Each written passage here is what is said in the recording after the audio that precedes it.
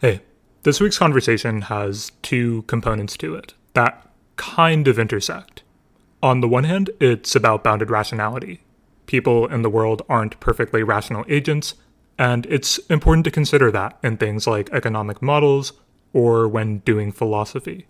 The bounded rationality program being developed by my guest David Thorstad captures the point while looking at problems like accuracy coherence trade offs and epistemic norms for inquiry.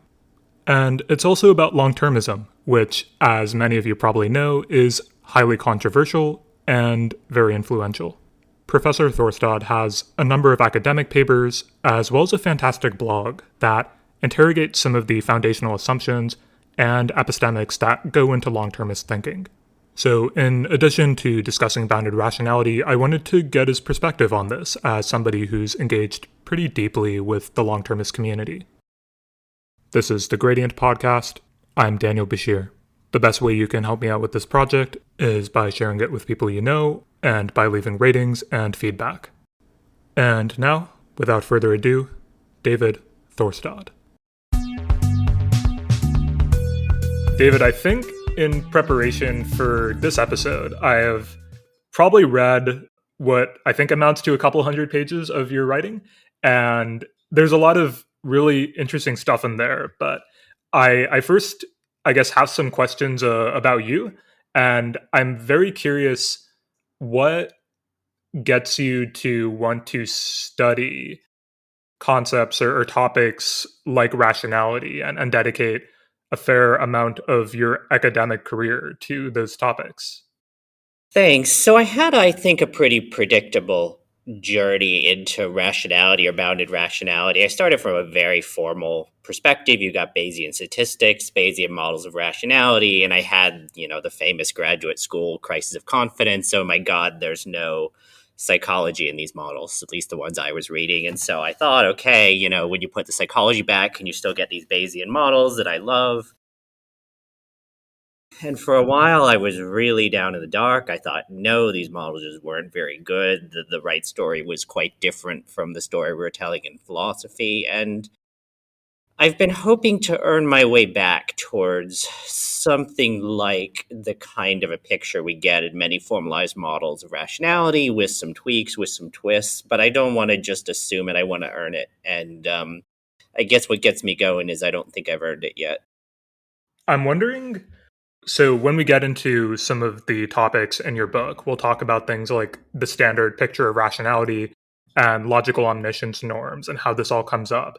And I'm wondering, you mentioned your kind of crisis of confidence, that there's no psychology in these models. And I remember maybe not the exact same experience you had, but I remember an essay I was writing where I tried to argue against something with, I was trying to make some argument that used the existence of Bayesianism to make a point. And then I also had that realization that, wait, no, like Bayesianism can also be subjective in lots of important ways. I'm curious maybe what that crisis of confidence looked like for you. And then maybe once you had that, how you then reflected on the fact that these formal models felt kind of so abstracted, so as not to really take into account the way we humans seem to actually operate. Okay, I'll give you maybe a concrete realization of the crisis of confidence. So I was visiting London School of Economics over the summer. I think it was 2018. And they have a very famous choice group. It's kind of an economics-informed, decision-theoretic-informed, philosophical group. And they do, the formal models of decision theory. There's also in London a very famous judgment and decision-making group. And so that's more, empirical science informed study of decision making. And they both meet on Wednesday afternoons. So these groups obviously weren't meeting. And my personal crisis of confidence was, okay, I'm getting out of the library. I'm going to go to a talk.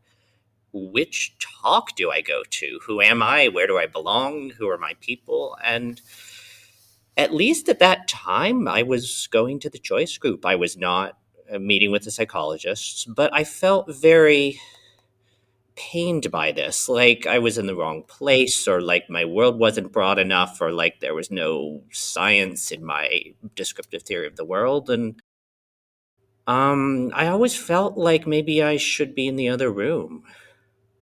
So the work you've been doing now and that we're going to talk about does seem to, as you're saying, want to bridge that gap and earn your way back to something that maybe looks a little bit more like the formal model, but we're kind of integrating the fact that humans often violate a lot of the norms that come up in these formal models of cognition. And I guess I'm wondering, for you, it's like maybe a blend or an attempt to bridge what's kind of going on in different communities? Like, do you see it that way? I guess I'm wondering how you kind of position yourself. Yes, and it's a very on-trend blend. So even Bayesian cognitive scientists are really trying to blend. We take the old formal models that didn't have the mind in them, we put the mind in them, we tweak the models so that they can capture limited memory and incoherence and time cost and effort cost and accuracy cost, and we get, of course, formal models back. And they're like the old models in some respects, but they're deeply unlike the old models in some respects. Bayesians now use heuristics. Bayesians now don't use all their evidence. And these are things that have helped the Bayesians to come a little bit closer to their opponents. In an odd way, we're all starting to look a little more like each other. I think we're coming together a little more than we were before. It's interesting to me just to think about the ways in which different academic communities kind of interact. And I'm wondering, maybe in this case, since you're talking about coming closer together, do you think that's just an artifact of one community maybe had these very strict formal models and realizes, no, wait, there really is something wrong about what we're doing, and we kind of ought to push ourselves more in a direction that takes account of that psychology? Or are there really strong arguments that are going on between different communities? I guess I'm wondering how you see that. We've been trying to settle our arguments. We were very strongly arguing. And when the Bayesians did not have any mind in their models, we did not like Bayesians. We've really been trying to get together. There have been some joint conferences, some joint papers. There are people like the philosopher Thomas Eichardt, who works a lot with the Bayesian psychologists. People like the psychologist Falk Leader, who talks to philosophers. People like Oxford and Chater and the Bayesian psych thinking about philosophy. So there's definitely some convergence. It's hard because there's at least 3 different sets of skills and nobody has them all. On the Bayesian side, there's very, very hardcore math going on. People like Josh Tannenbaum, people like Tom Griffiths, can stand up very well to some people in math departments, and that takes a lifetime of focus on math. There's also experimental work going on, and that sometimes you can find someone who can do both the math and the experimental work. Sometimes you've got to kind of pick and choose. And then you've got philosophical work, normative theory, and these are still skill sets. If you're really lucky, you get 2, but nobody, including myself, has all 3. Right. So it's really a must then to have some level of collaboration. Absolutely, and to have the incentives for it, to have journals that'll publish it, and tenure committees that'll recognize it, and people who know how to react to it. Do you think there is trouble with that recognition aspect of things, with tenure committees, with the broader academic community, with journals, things like that? Yeah, interdisciplinary research is always very hard because you have a very disciplinary method of organizing the academy for good reasons. We need to organize sometimes, but then when you want to do something between disciplines, you're evaluated by one discipline and not the other. And so both, how much they care about the other discipline's work, but also just how much they know how to evaluate the other discipline's work is obviously going to influence how people look at it. So people who are at a later stage of their careers with the freedom of tenure can branch out a little more freely. But you'll notice, for example, I'm publishing all of my papers in philosophy journals, even when they're a little bit on the border. And there's definitely a credit and a disciplinary aspect to why I'm pitching my work that way. I see. So there's really there is that strategic element here that is necessary because of some of these kind of demands imposed by how the academy conducts itself with respect to the separation of disciplines. That's right. I'm wondering how you think about, and not to ask you to think about like high level strategy with respect to normative principles for the academy or something, but one way I've heard about the kind of evolution of disciplines is that when you're thinking about potentially interdisciplinary work, it does make a lot of sense when you're thinking about this at a super high level that disciplines, and I don't think this is a super objectionable statement, ought to have time to kind of develop on their own so that there is a coherent sense of what it is to be discipline A, what it is to be discipline B, before you start blending the two together. But to what you're saying, maybe that can really, I guess, that self-organization, that concrete sense of what it is to be A, what it is to be B, solidifies into something that's harder to bring together at the end of it all.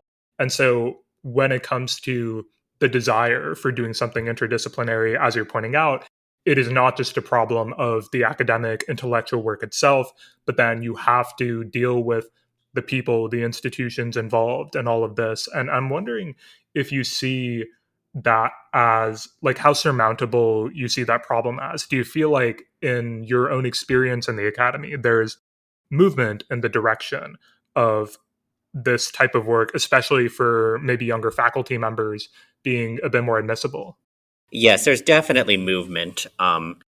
And certainly in the humanities, the idea of a purely independent humanistic discipline having guaranteed funding is less secure for us. So, you'll notice I also teach courses on ethics of AI and introduction to AI, and a lot of my generation are making this movement towards interdisciplinarity, just recognizing that that's where society's gone.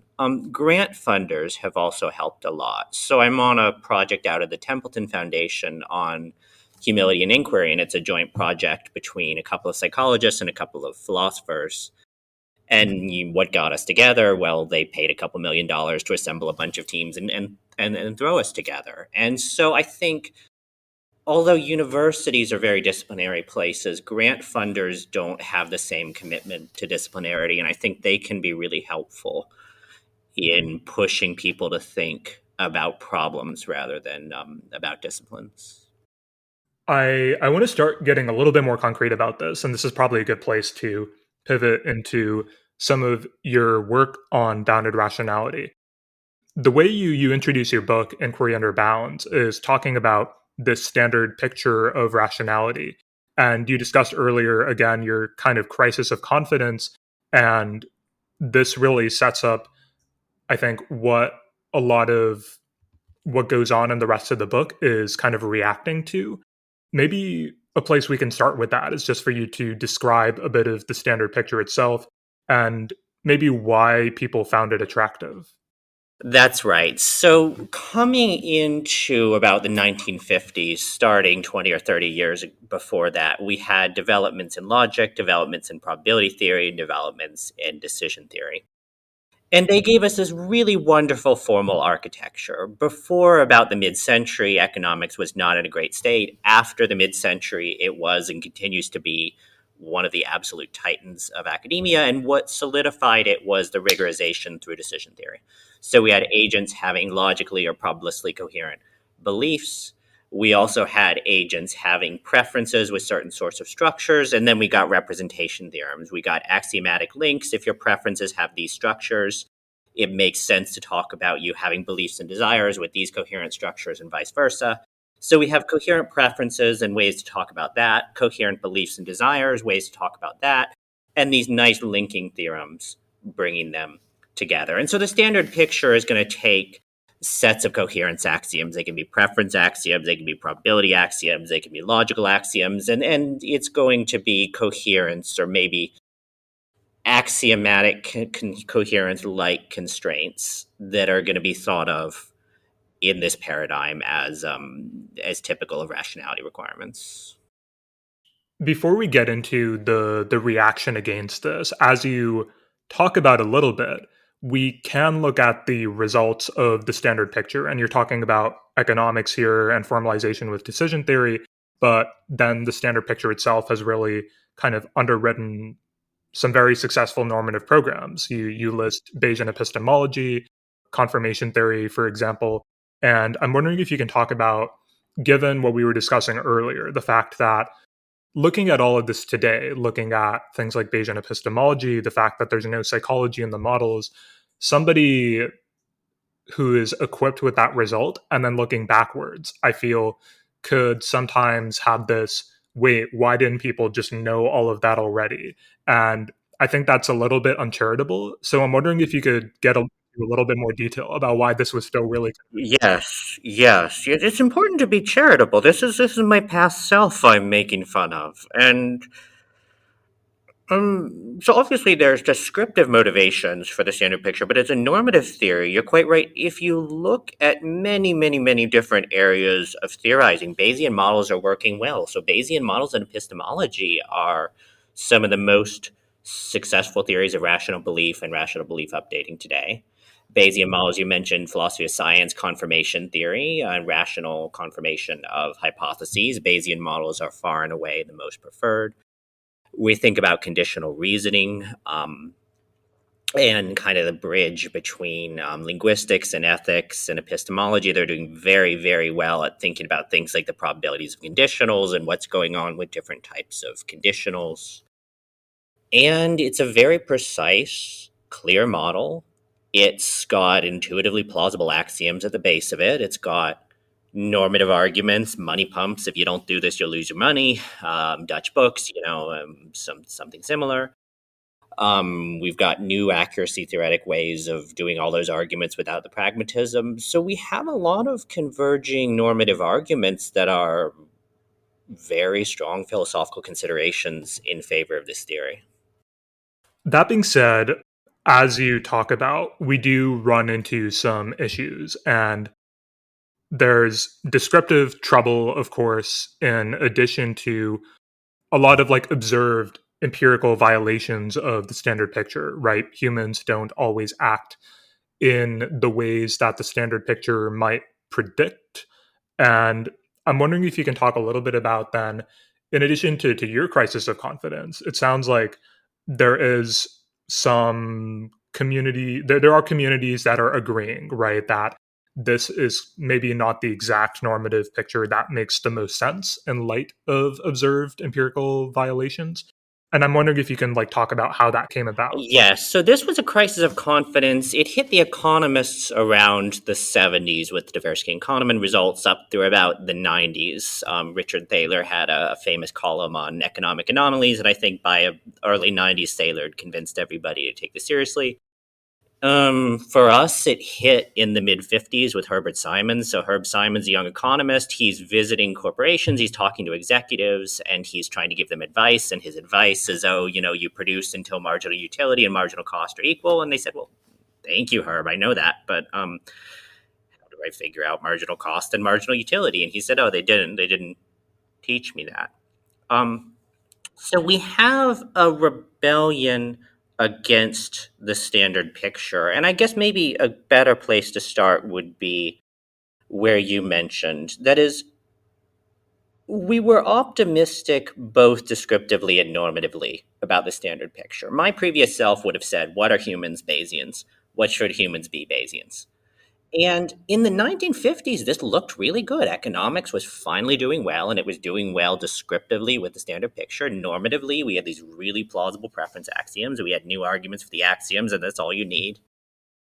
So we thought we could have our cake and eat it too, and then we start getting descriptive violations of these axioms, violations of transitivity, violations of dominance, violations of probabilistic requirements, not to be more confident than in a conjunction than in one of its conjuncts, kinds of things that are very hard to realize. And we had hits that the Bayesians never saw coming, like affect or emotion just has a very limited role in Bayesian decision theory, but it doesn't in psychology. And they really had a hard time explaining that. Or memory, they didn't really have a theory of forgetting. And that was hard for them. So these violations really raised a dilemma. We could either say these are all just instances of irrational behavior, we can keep our normative theory, or we can, on the other hand, look at these violations and say, okay, why are people doing these things? Sometimes they're nuts, but sometimes they have a good reason to do it, and when they have a good reason to do it, our normative theory has to change. And one of the arguments you point out, you were discussing a couple of arguments that are in favor of retaining the standard picture. And in your book, you talk about there are observed violations of the standard picture theory, and say we have two options that you were kind of talking about. We can blame the agent, say that these violations are just irrational. That is an agent level problem, and we want to retain the theory. On the other hand, we can blame the theory. And blaming the theory is something that this is a strategy you start to pursue. But as you talk about, it's also a little bit hard, right? Because when you want to defend something alternate to the standard picture, the demand that this imposes on somebody arguing against it is to offer something that's a systematic alternative, right? You don't just criticize the standard picture and say that's wrong. You have to offer something that's plausible. And this is kind of a program you're pursuing, but I'm wondering if you can talk a little bit about the different ways in which people have perhaps failed at this form of criticism and some of the difficulties in that defense. Good. That's absolutely right. And I just want to plug a really good recent book that makes the same point. So Daniel Greco has a book, Idealization and Epistemology. I'm writing a review of it. It's very good. But he makes this point. He's defending idealization, and he says, look, if you criticize a model, you got to give me a better model. If you go to a modeler and you say there are things that aren't in the model, they say, I know. Of course there are things that aren't in the model. That's why you call it a model. So you owe us a better model. And so I think the first mistake that critics of the standard picture have made is they've just thrown bombs at the picture and they haven't given a better model. And these people say, okay, we need a model. What's your model? One of the biggest mistakes we went for Gricean implicatures. So there's this idea that sometimes when I say something, I imply something else. If you ask me in court, Mr. Thorstad, did you make $50,000 last year? And I say no. I've implied I didn't make more than $50,000. Okay, I didn't say it, but I implied it. And so the thought is that often people had heard implicatures and experimental instructions that the experimenters didn't expect.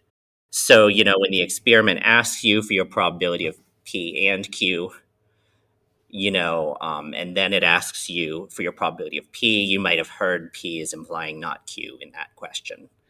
And in general, we tried to come up with implicatures. This in principle is a good strategy, and sometimes it worked, but it often very quickly turned into asserting implicatures for which there wasn't really previous empirical evidence, and they didn't pan out. Or if they did pan out, we could just revise the study and use a different paradigm that removed the implicature. So, trying to make all these deviations out to be linguistic implicatures was probably not a good idea. I'm wondering if this is me just kind of not knowing a lot of the history here. And you discussed some kind of movements in this direction, but I'm wondering if there were kind of alternate normative programs that challenge the standard picture that either were more successful in that direction of being like a systematic alternative, or are still kind of open possibilities right now. Yes. So remember, in philosophy, if you look at just belief, we can talk about action in a second, but theories of rational belief, the standard picture is going to look like a coherence theory of rational belief. Beliefs are rational if they're coherent. And that is a view, but that's a minority view. The most popular view is evidentialism. Beliefs are rational if the evidence supports them. And you get a difference between these two accounts if you think about like a conspiracy theorist. So most conspiracy theorists have holes in their beliefs. But imagine a perfectly coherent person who thinks the moon landing was fake, and imagine that you or I thinks the moon landing was not fake. We'd like to say that this person is being irrational and that you and I are being rational. And here a coherence picture, something like the standard picture or anything built on a coherence picture, is just not going to say what's going wrong with the conspiracy theorists. They satisfy the axioms. The problem is their belief isn't supported by their evidence. So we talk often in philosophy of wanting not a purely structural but a substantive set of requirements. Doesn't mean the same thing as it means about bounded rationality, but we want something substantive that puts content requirements on what you can believe or content requirements on what you can intend, and not just purely like, they all have to fit together nicely. And this will come up later, but you make this distinction between there being epistemic norms for belief and epistemic norms for inquiry. And that what you're saying just now is kind of it seems like an important pointer towards that distinction. Exactly. So starting in the 1950s, we wanted epistemology to be a normative subject again. 1940s, 1930s, it was mostly descriptive, what is knowledge, what is understanding. We wanted it to be a normative subject. And we discovered something funny. When you talk about what it's rational to believe or what you ought to believe, moral and prudential considerations sometimes drop out. So I can say, you ought to believe your son is guilty of a crime because that's what the evidence supports. And if you say, but all that's going to do is make me miserable and make me an unsupportive parent, there's a sense in which that's not a good objection. And so whatever that sense is, it's a very funny kind of an ought and a very funny kind of irrationality, because dismissing out of hand the weightiest, apparently normative considerations. So we thought that belief itself had to be governed by a different, we called it epistemic kind of ought, responds to truth, responds to understanding, responds to evidence, responds to intellectual considerations, but is completely removed from non-intellectual considerations. And that's been the governing paradigm. That's why you can say, you ought to believe what your evidence supports and not worry if it's supportive of your son. We, like economics, have gotten very expansionist with our success, and we've taken epistemic requirements from requirements on belief to requirements on testimony, how you should talk to each other, deliberation or inquiry, how you should figure out what to do. And this is something that I think just doesn't work. And we can talk later in our discussion maybe about why it doesn't work. But I think it's important to remember that everything I just told you was a statement about belief. And when I start trying to make the same arguments outside the belief case, they're not, these same arguments don't work. Right. I think, in fact, you'll say that they work in the opposite direction when it comes to inquiry. Maybe starting to prepare the way, I'd like us to characterize bounded rationality in a little bit more detail. Before I get into those specifics, though, I do want to ask you some questions about the higher level concerns or thoughts when it comes to the bounded rationality program. And one thing I was kind of wondering, and I think you actually escaped this for a couple of reasons, but I'm curious maybe how you think about it, is one question that came up for me was whether there is something like an analog of Hegel's swimming argument when it comes to the bounded rationality program. And I think when I say Hegel's swimming argument, people listening are probably not going to know what I mean. So what I mean by that is Hegel had this interesting criticism of Kant's critique of pure reason that went something like, you are trying to use pure reason itself to characterize its own limits. And so when you by this process, come up with limits on the thing you're studying, pure reason, the faculty that came up with those limits is itself kind of limited in the same ways. And so the conclusions you come to should also probably be suspect. And so this is almost swimming argument is kind of, jumping in the water before you've learned to swim is an analogy here. So it's interesting. And I'm curious, I think you escape this a little bit at the very least because there's empirical work that goes into your program as well. But I'm wondering how you would think about somebody coming to the bounded rationality program and wondering about that sort of analog. So is the worry that we're saying, look, you're using rationality to criticize rationality, but that's impossible? Yeah, somebody said that, and I'm forgetting who. I'll tell you who killed it. Is Edward Stein had this fabulous book, Without Good Reason, and he took all the early arguments that were getting overextended and said, what's wrong with them? There are many, many, many pages to write about this, but of course a faculty can criticize itself. And I'm not going to go too far about Kant, but you might even think that, readers of Kant are doing that. So if I take somebody and I offer them 2 prizes, I say, here's a jar with 3 good prizes out of 10, and here's a good jar with 7 out of 100, and you opt to draw from the 7 out of 100 jar. And I say that's irrational, and you ask me why, and I give you all the good normative arguments we've just made. That looks like rationality criticizing someone else's faculty of rationality, and there doesn't look to be any obvious circularity. I mean, you can just define faculty circulating to say when you use a process to criticize itself, that's bad, but I think people are going to be pretty disinclined to believe that unless more is said. In particular, you just might think this is how rationality improves, is through self-critique. And I think the rationality improving through self-critique is going to come up in some important ways, especially I think later when we discuss long-termism. I think that I see, and you seem to see your work as kind of a conversation between you and that community. And it seems like the community is really responding to the work you're doing in order to improve the processes by which it does its work?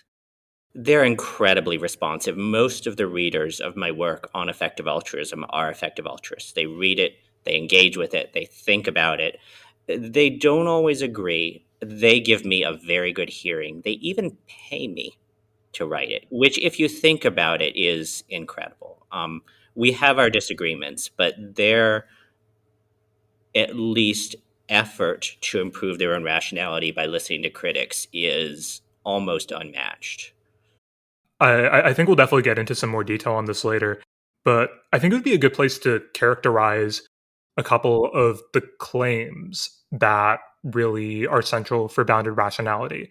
And I think some of these are pretty predictable. I mean, the first one, that bounds matter, the fact that there are bounds on cognition, is something that a lot of people would find kind of apparent. I do think that it's interesting to look at some of the distinctions you make, though. And I think that I'm particularly interested in perhaps the you could talk it would be great if you could talk a little bit about, I mean, all of the rest of them are interesting, but maybe we can start with the process focused versus focus on the resulting judgments and decisions when we're looking at rationality and inquiry. Good, good, good. So just a brief preface, I'm glad you find the claim that bounds, like ability limits, like attention, like computational costs matter. The orthodox position in philosophy is that they don't. Most theories of rational belief and epistemology in particular hold that they don't. And if you look at the literature on inquiry, this is actually one of the more controversial claims I'm making. Now, I like your reaction, and I don't want to challenge you on it. I think when I step out of philosophy, I do get this reaction a lot. But with colleagues, this is a controversial claim. Do you think that's an artifact of the like do you think there's maybe any level of, say, insularity or something like that that is driving this, or like how do you think about the controversiality of this claim? Yeah, there's two ways to diagnose it. You could say it's insularity, or you could say it's the project. So at the end of the day, I'm going to come back and give you a theory on which belief actually isn't. Bounds matter, but not many, because they don't hit belief, they hit the processes. So, like, one thing you might say is they're focused on belief rather than inquiry or deliberation. And it's not that they were being insular, it's just they were asking a question to which bounds are that relevant. But yes, other people have gone for the insularity diagnosis. That's interesting. You also characterize the fact that, and this kind of has to do with standard picture violations and all this, that rationality is often heuristic, right? We don't have infinite memory, infinite information available to us. And so we have to use a subset of the available information. We have to be kind of frugal with our processing. And in this, you talk about the ways that if we look at a fully specified heuristic, it has these three components. There's the search rule, the stopping rule, the decision rule, and you can elaborate on those a little bit if you'd like. But one thing I'm also thinking about too is I would imagine, kind of in the same sort of bounds matter kind of motivation, that when we do apply heuristics, I my intuition, and I think this is probably true of me as well, is that we don't maybe apply heuristics in the formally specified way that you've laid out. And I'd also love to hear a little bit how you think about that. Yeah, so it depends what you mean by the formally specified way. Of course, we need a theory of cognition. It can be formal, it can be informal. I'm open to both.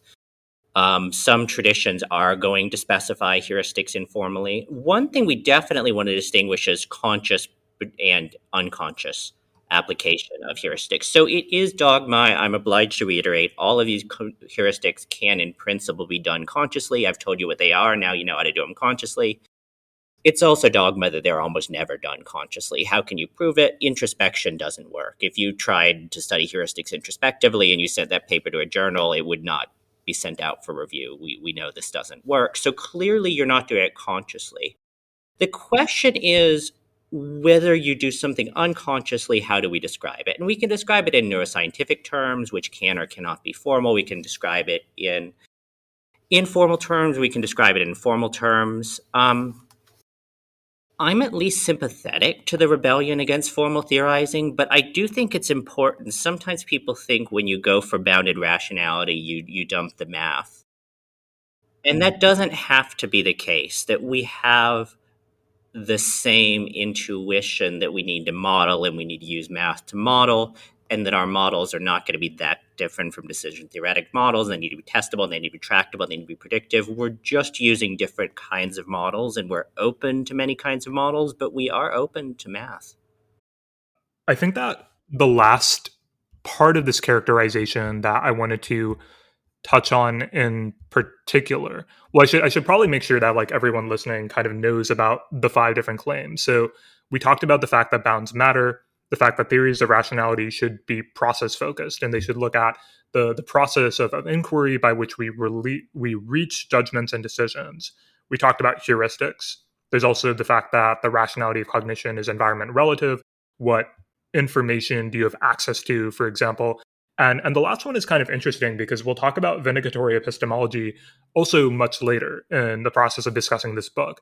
But you talk about how the right account of rationality should vindicate the rationality of many standard picture violations. And this is kind of jumping back to the fact that we observe these things, this crisis of confidence we have with these formal theories.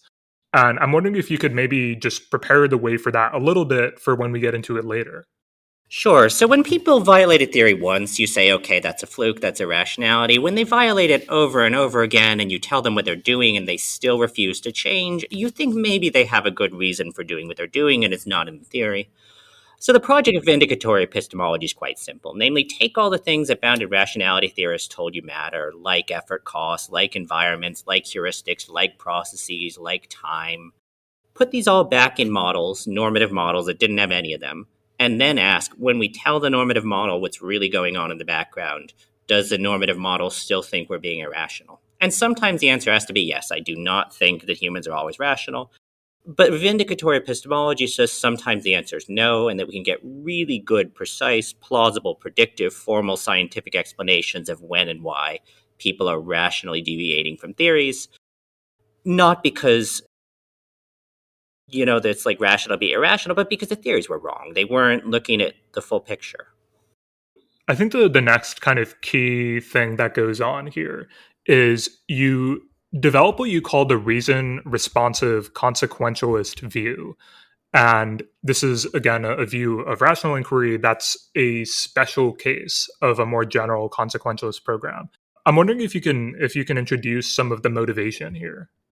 Yeah, okay, so I came to inquiry with the following thought, which I hope will be intuitive to some readers. Deliberation, we take the procedural turn. We're thinking about processes rather than attitudes as the locus for normative evaluation. Deliberation or inquiry is an activity. It's something you do. You go out, you collect evidence, you go into your mind, you analyze evidence. It's an action. It's a mental action, but it's an action. Then you say, okay, do we have any theories of how you should act? Well, yes, we do. We have Kantian theories, we have consequentialist theories, we have virtue ethics, we have all these wonderful theories in ethics of how you ought to act. And so where do you look for a theory of rational inquiry? Well, pick one. And I'm a consequentialist. I think what you should do is the best option available. And what's that? The one that makes the world go as well as possible. And so that's, the kind of theory of rational action I wanted to pick. But if you're a Kantian, plug in a Kantian theory here. This is still going to be, I think, a very different starting point from the standard picture or from an evidentialist in epistemology.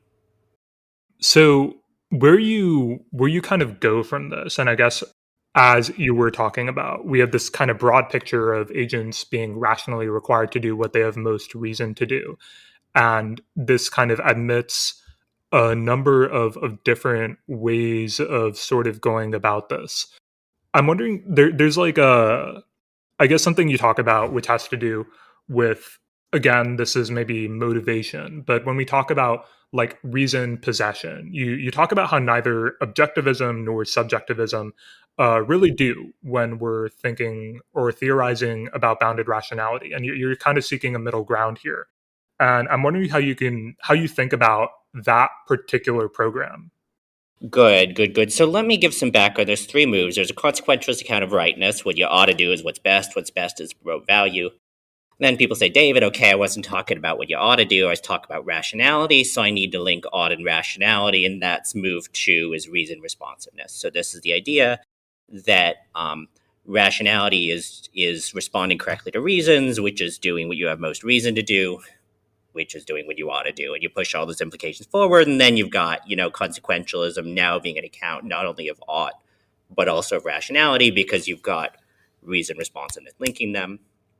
And then the third thing I'm doing is something that actually came out of linguistics into like semantics and philosophy is an information sensitive account of deontic modals. So when you talk about what you ought to do, what you're rationally required to do, you can say, you ought to do what's actually best is an objectivist. You ought to do what's expectedly best was taken as a definition of subjectivism. But notice I haven't told you how the expectation works. Expectations need probabilities, and those probabilities can be just your own beliefs, that's subjectivism, or they can be pulled from the evidence, the probabilities the evidence actually supports, and that's information sensitivity. So when you put it this way, what are you going to say? Well, you can't be an objectivist. You can't say you should do what's actually best because informational limitations are bounds and bounds matter. So you can't say if, in fact, this ticket is going to win the lottery, you should buy it, and it's irrational not to buy it. That's not a theory of bounded rationality. Subjectivism has many traditional problems. Again, subjectivism just saying you should do what's expectedly best relative to your own beliefs. But one problem for bounded rationality is you don't have enough beliefs to go around. And so when you're looking at agents who don't have beliefs about everything, subjectivism is just not going to give you verdicts at all. And if something else like emotion is stepping in to fill the gap, it's actually going to give you the wrong verdicts.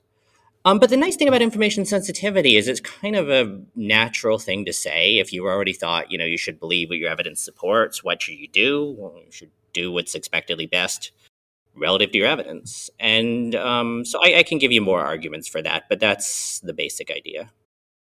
So I can kind of hear somebody going through these arguments and thinking that, okay, this kind of intuitively makes sense. And I was talking to you earlier and we discussed a little bit about the like bounds matter aspect of the discussion and how you see people outside of philosophy thinking that this is intuitively plausible or true. So I'm wondering if you can talk a little bit about this, expectedly best relative to reasons and the different ways you've seen maybe people come at it and how you think about like good arguments for this.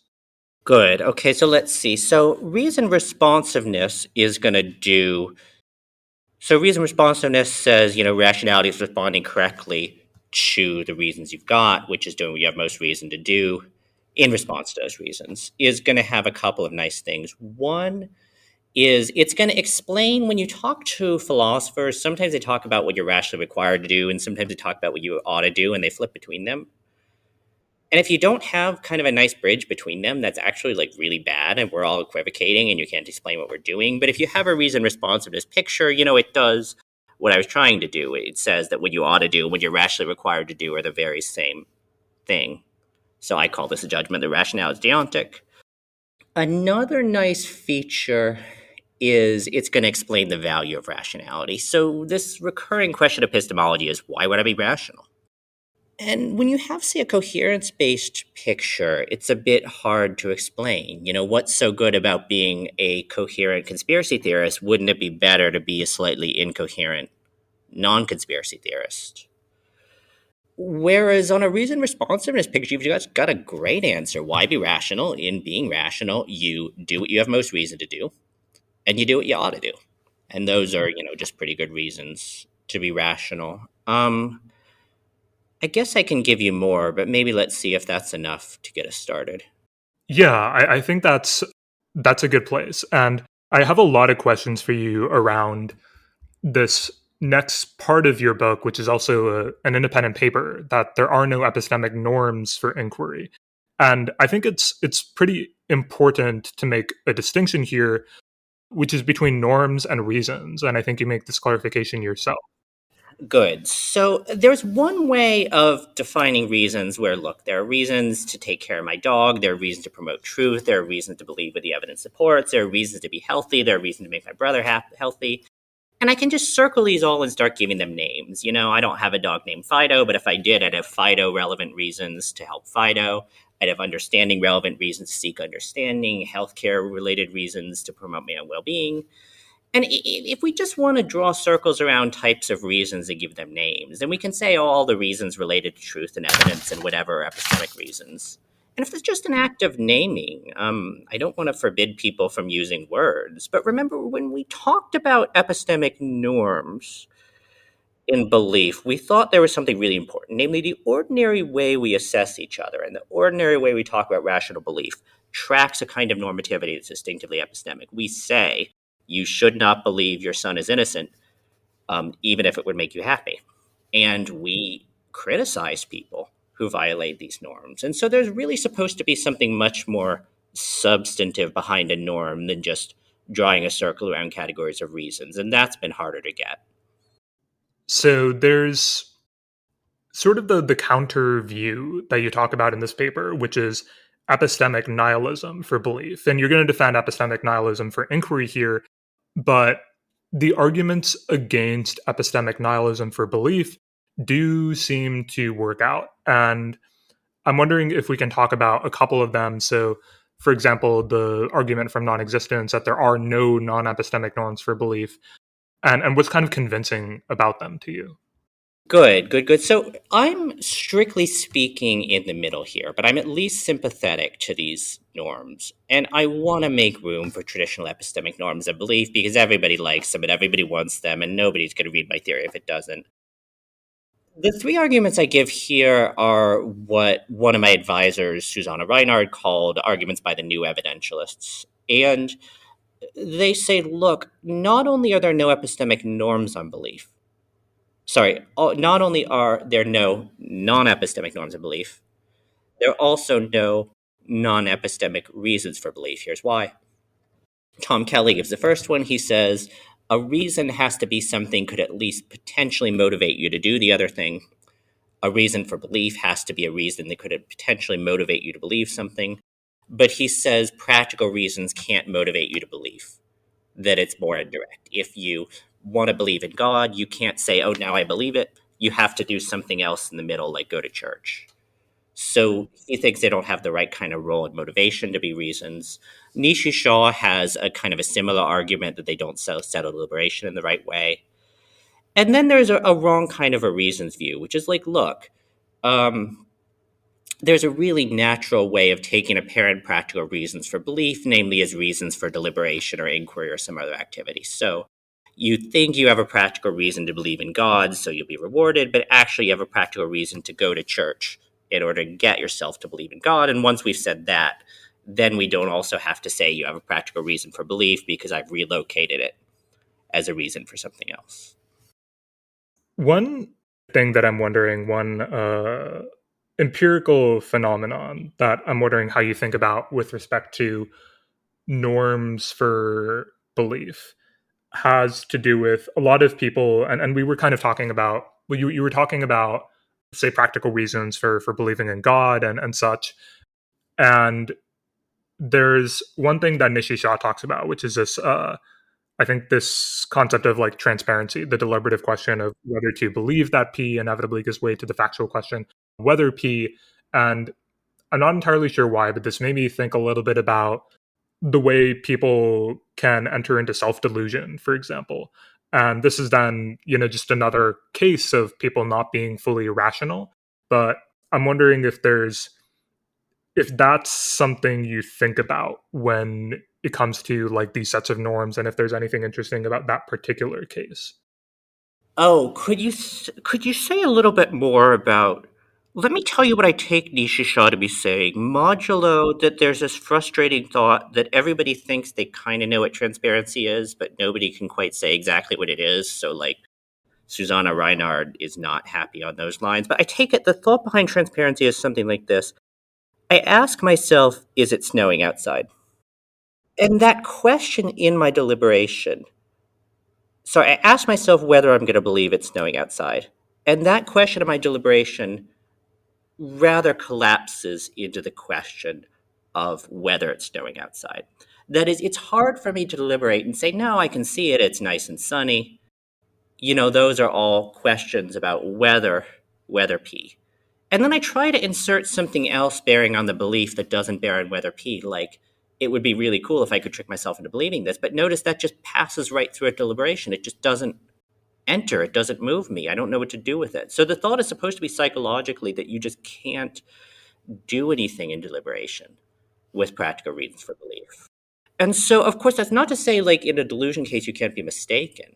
But I think the Nietzsche Shaw thought is even if you think you're the king of France, you don't think it would be really cool to believe I'm the king of France. You actually think there are considerations that are evidence for you being the king of France.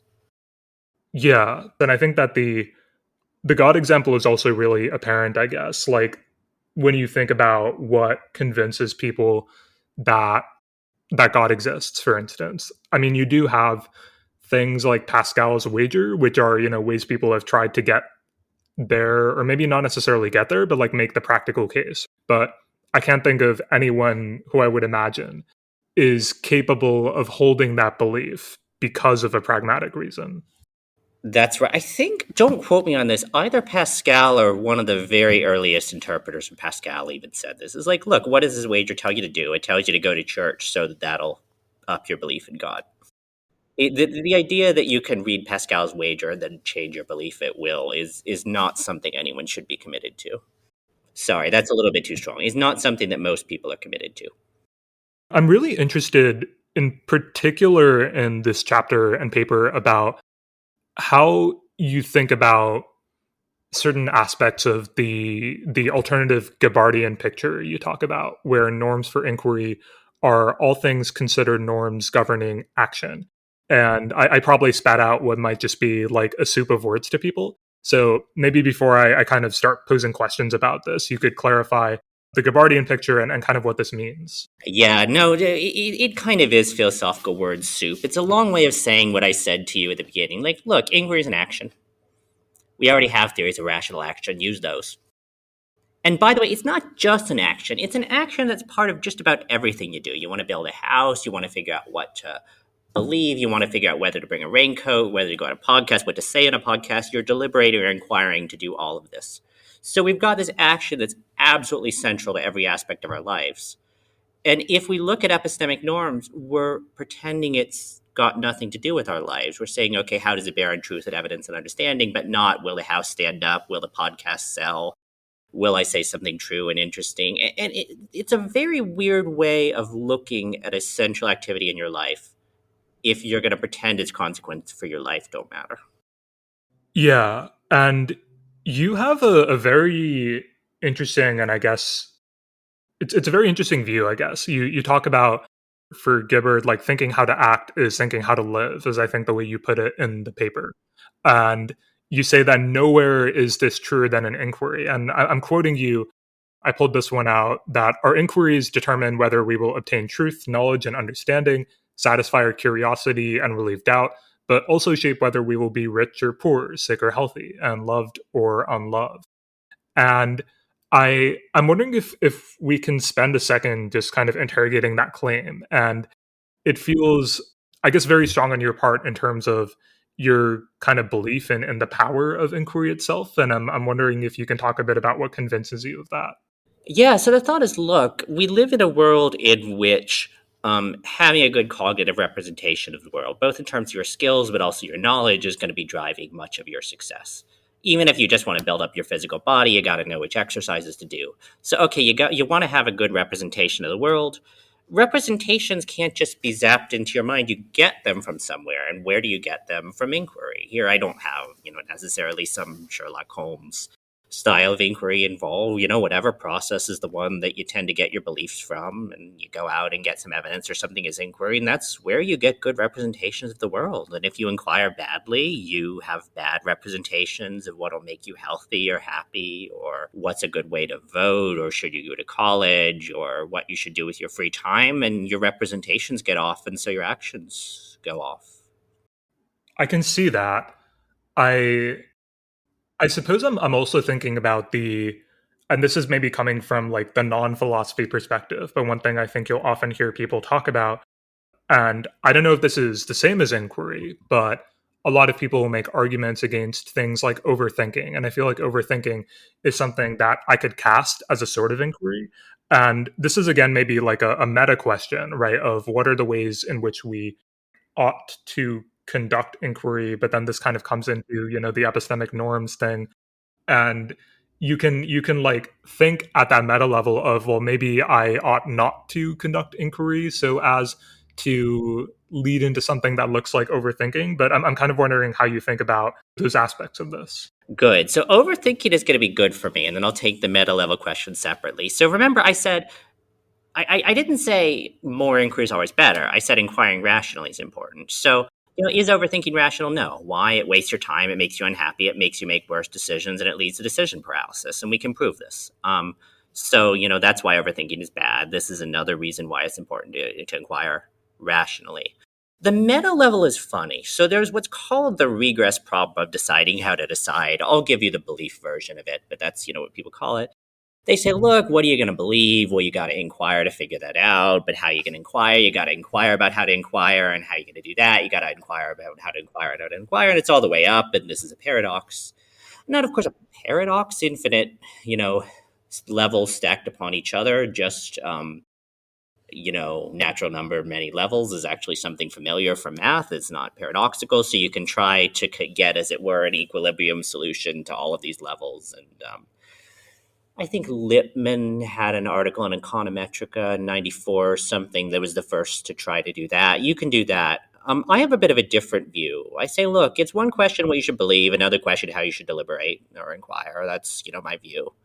So then you should ask me, how should you inquire about how to inquire? And I'm like, good question. That's a different question. Of course, I'm a consequentialist about all of them. And that's going to mean, often you should inquire about how to inquire, i.e. metacognize very sparingly.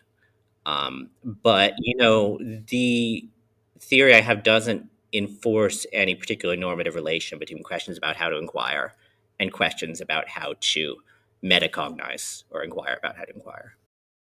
A last question I had on this front is something you talk about, and this is maybe jumping around a little bit, but you talk about how thinking how to inquire is an all things considered matter. And as you say, there are many ways inquiries might affect the world, and all of them must be considered to determine how to inquire. And on an initial read, I could feel somebody thinking that this comes into conflict with a program like Bounded Rationality, because how could somebody possibly know and consider all the different ways in which inquiry could affect the world? And so I'm wondering, when you write something like that, are you making the presumption that this is like all possible ways we could consider something, or how you think about that statement? Thank you. I spoke badly. So the point is the rational status of inquiry, how you're rationally required to inquire, and how you ought to inquire. These are both all things considered. All reasons matter to that. This is not, you're quite right, the point that during inquiry you should consider everything that might be relevant. That's a terrible way to waste all your time and overthink. That needs to be pulled outside of the process operator and not inside. And I should have rephrased that. No, that's really helpful. So I think this is really good summary of the epistemic norms for inquiry. I want to, I guess we're already like taking quite a bit of time here, but it's I think we can talk through a couple of the different arguments that you make for the reason responsive consequentialist view. And perhaps we can kind of just group them together. So you give the argument from minimal criteria and then the explanatory argument. Maybe we can walk through these a little bit before we go on to vindicatory epistemology. Yeah, okay, so minimal criteria, I say, look, what is the theory of bounded rationality got to do? We have trade-offs all the time. We can't do everything we want. We got scarce resources. We got to trade off.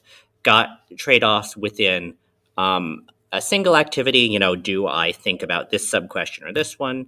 Got trade-offs between inquiries. Do I inquire into the weather? Do I inquire into philosophy? And we have trade-offs between inquiry and other activities. Do I go to the library or do I go home and make dinner? And we'd better have a theory that tells us how to make these trade-offs and gets them right.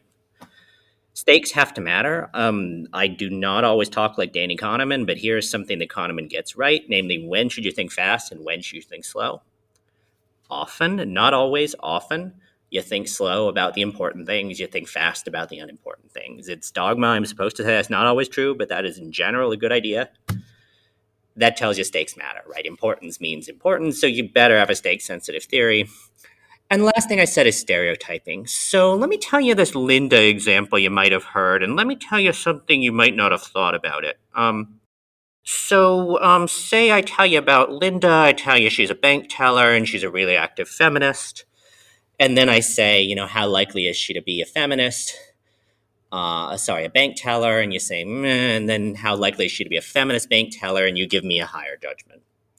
So, of course, one thing that's wrong here is you've judged a conjunction to be more probable than one of its conjuncts, and that's a probabilistic fallacy. But the other is, of course, you've used the representativist heuristic, as Tversky and Kahneman call it, which in the social context is literally stereotyping. You took Linda, you took your archetype of a male spectacled bank teller, and you said she's not a bank teller because she's not that. And something philosophers have been thinking about lately is stereotyping in the social context has to be wrong. Wouldn't be wrong if I made an identical inference about the likelihood of a tree being a birch rather than a pine. That there's something content relative in the social context that makes stereotyping wrong. Even though for all the world it looks like a rational, reliable heuristic here. And so we need a theory that does not say that if that's a reliable way to make inferences, and it often is, that it's rationally permissible. Yeah. Before we go to the explanatory argument, I'm kind of curious. So to recap what we just went over, the three minimal criteria for on this account are sensitivity, 1, to trade-offs made during inquiry, 2, to the stakes of inquiry, and then 3, we have to be able to explain the rational impermissibility of inferences made by stereotyping, like the one you just talked about. How do you come to this set of 3 as your set of minimal criteria, and like why not something else? Totally. I could have put 10 or 11 things. I wanted things that people would be least inclined to argue with me about and things that would be enough to be a wedge against other theories. So trade-offs, if you're not doing trade-offs, you're not doing bounded rationality. Stakes is the only thing Kahneman and I are going to be agreed on. Stereotyping, actually a lot of philosophers are going to disagree with me. This is just a personal worry of mine. There are theories of stereotypes that treat them as heuristics. There are heuristics like representativeness that look a lot like stereotyping. And I was going through my view, and I was just really worried I was going to say stereotyping is not only permissible but required. And I said, "Oh darn, I don't want to publish a book that implies that." So I spent a couple weeks in the library, and I convinced myself my theory didn't imply that. And I wrote that, yeah, I guess that is more like personal fear that I was going to have to say the wrong thing here. I'm wondering a little bit about that process. Like, you got yourself from a place where you're concerned that your theory could possibly say that stereotyping is not only admissible but necessary, and I can totally see how you might have been there initially. And so what does the process look like for you to get to a point where you've convinced yourself? Like, I can see the results of this having read your book, but I'm wondering what gets you from point A to point B and convincing yourself that you're not supporting that. Let me see if I can remember. I spent like 2 years just buried in the library trying to work this all out. And my memory of that time is a little hazy. Are there like any, I guess, particular arguments, books, things that kind of influenced you or like helped you construct the point, perhaps? So, if I'm remembering right, this was before I decided to go consequentialist. And I was thinking much more about traditional criteria like accuracy, like evidence, like understanding. And epistemologists have just really been famously struggling with saying, say, on accuracy grounds, what's wrong with a reliable stereotype. And of course, one thing that's wrong with stereotypes is they're not so reliable, but say they are. We've had a devil of a time. And so I went through all the literature on that, and I saw, did I like any solutions? And I said, no, I didn't like them. And I thought I didn't like them because what's wrong with stereotypes is not, or at least not just that they're inaccurate, it's that they hurt people systematically. They target some of the worst off people in society, and they keep them down, and they reinforce themselves. And I wanted a theory that could say that. And I think there's definitely been some rebellion in the stereotyping literature along my lines. Look, we need to bring in stakes and consequences to solve stereotyping there. So that, I think, was one of the things that nudged me more towards thinking I really had to go consequentialist. This makes me wonder how you think about, and maybe this is kind of taking us on a bit of a tangent, but one that I really want to go on. how you think about the methodology when it comes to the construction of a theory like this one. Because one thing I would totally be with you there. I would be deeply troubled if I came up with a theory and found that it supported stereotyping, and I probably just ditch that and either ditch it or try to figure out ways in which it didn't support stereotyping.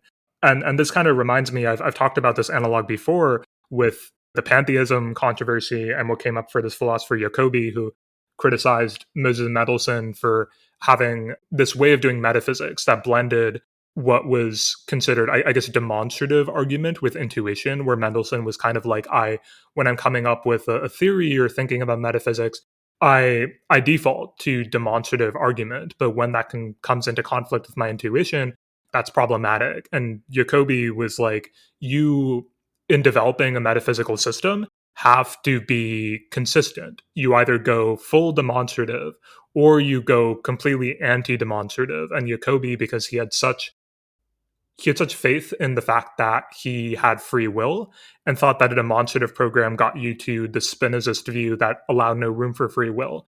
He then kind of makes this mortal leap into what would look like a completely anti-demonstrative program, which for its own reasons is really, really interesting. But it's an interesting reflection too on like the metaphysical question. But then also, I feel like there's an analogy here with how you're thinking about this set of theories of bounded rationality, where there's some bottom up ways of going about this, but then also when it comes into conflict with maybe deeply held norms or something like this, there's interesting tension there. And I'm curious how you think about that when it comes to the methodology question. Yeah. It is interesting because this is one place where a lot of younger epistemologists are really pushing up against doctrine. I think, for example, Christy Dotson, now at Michigan, I think she was at Michigan State when she wrote this, has a paper on what she calls epistemic apostasy. I think it's like Tales from an Apostate.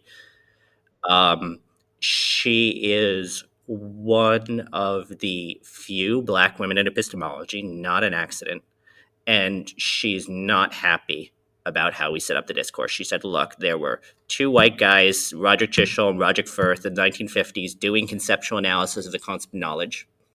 Their conceptual analysis determined our subject, namely epistemic rationality was whatever did that.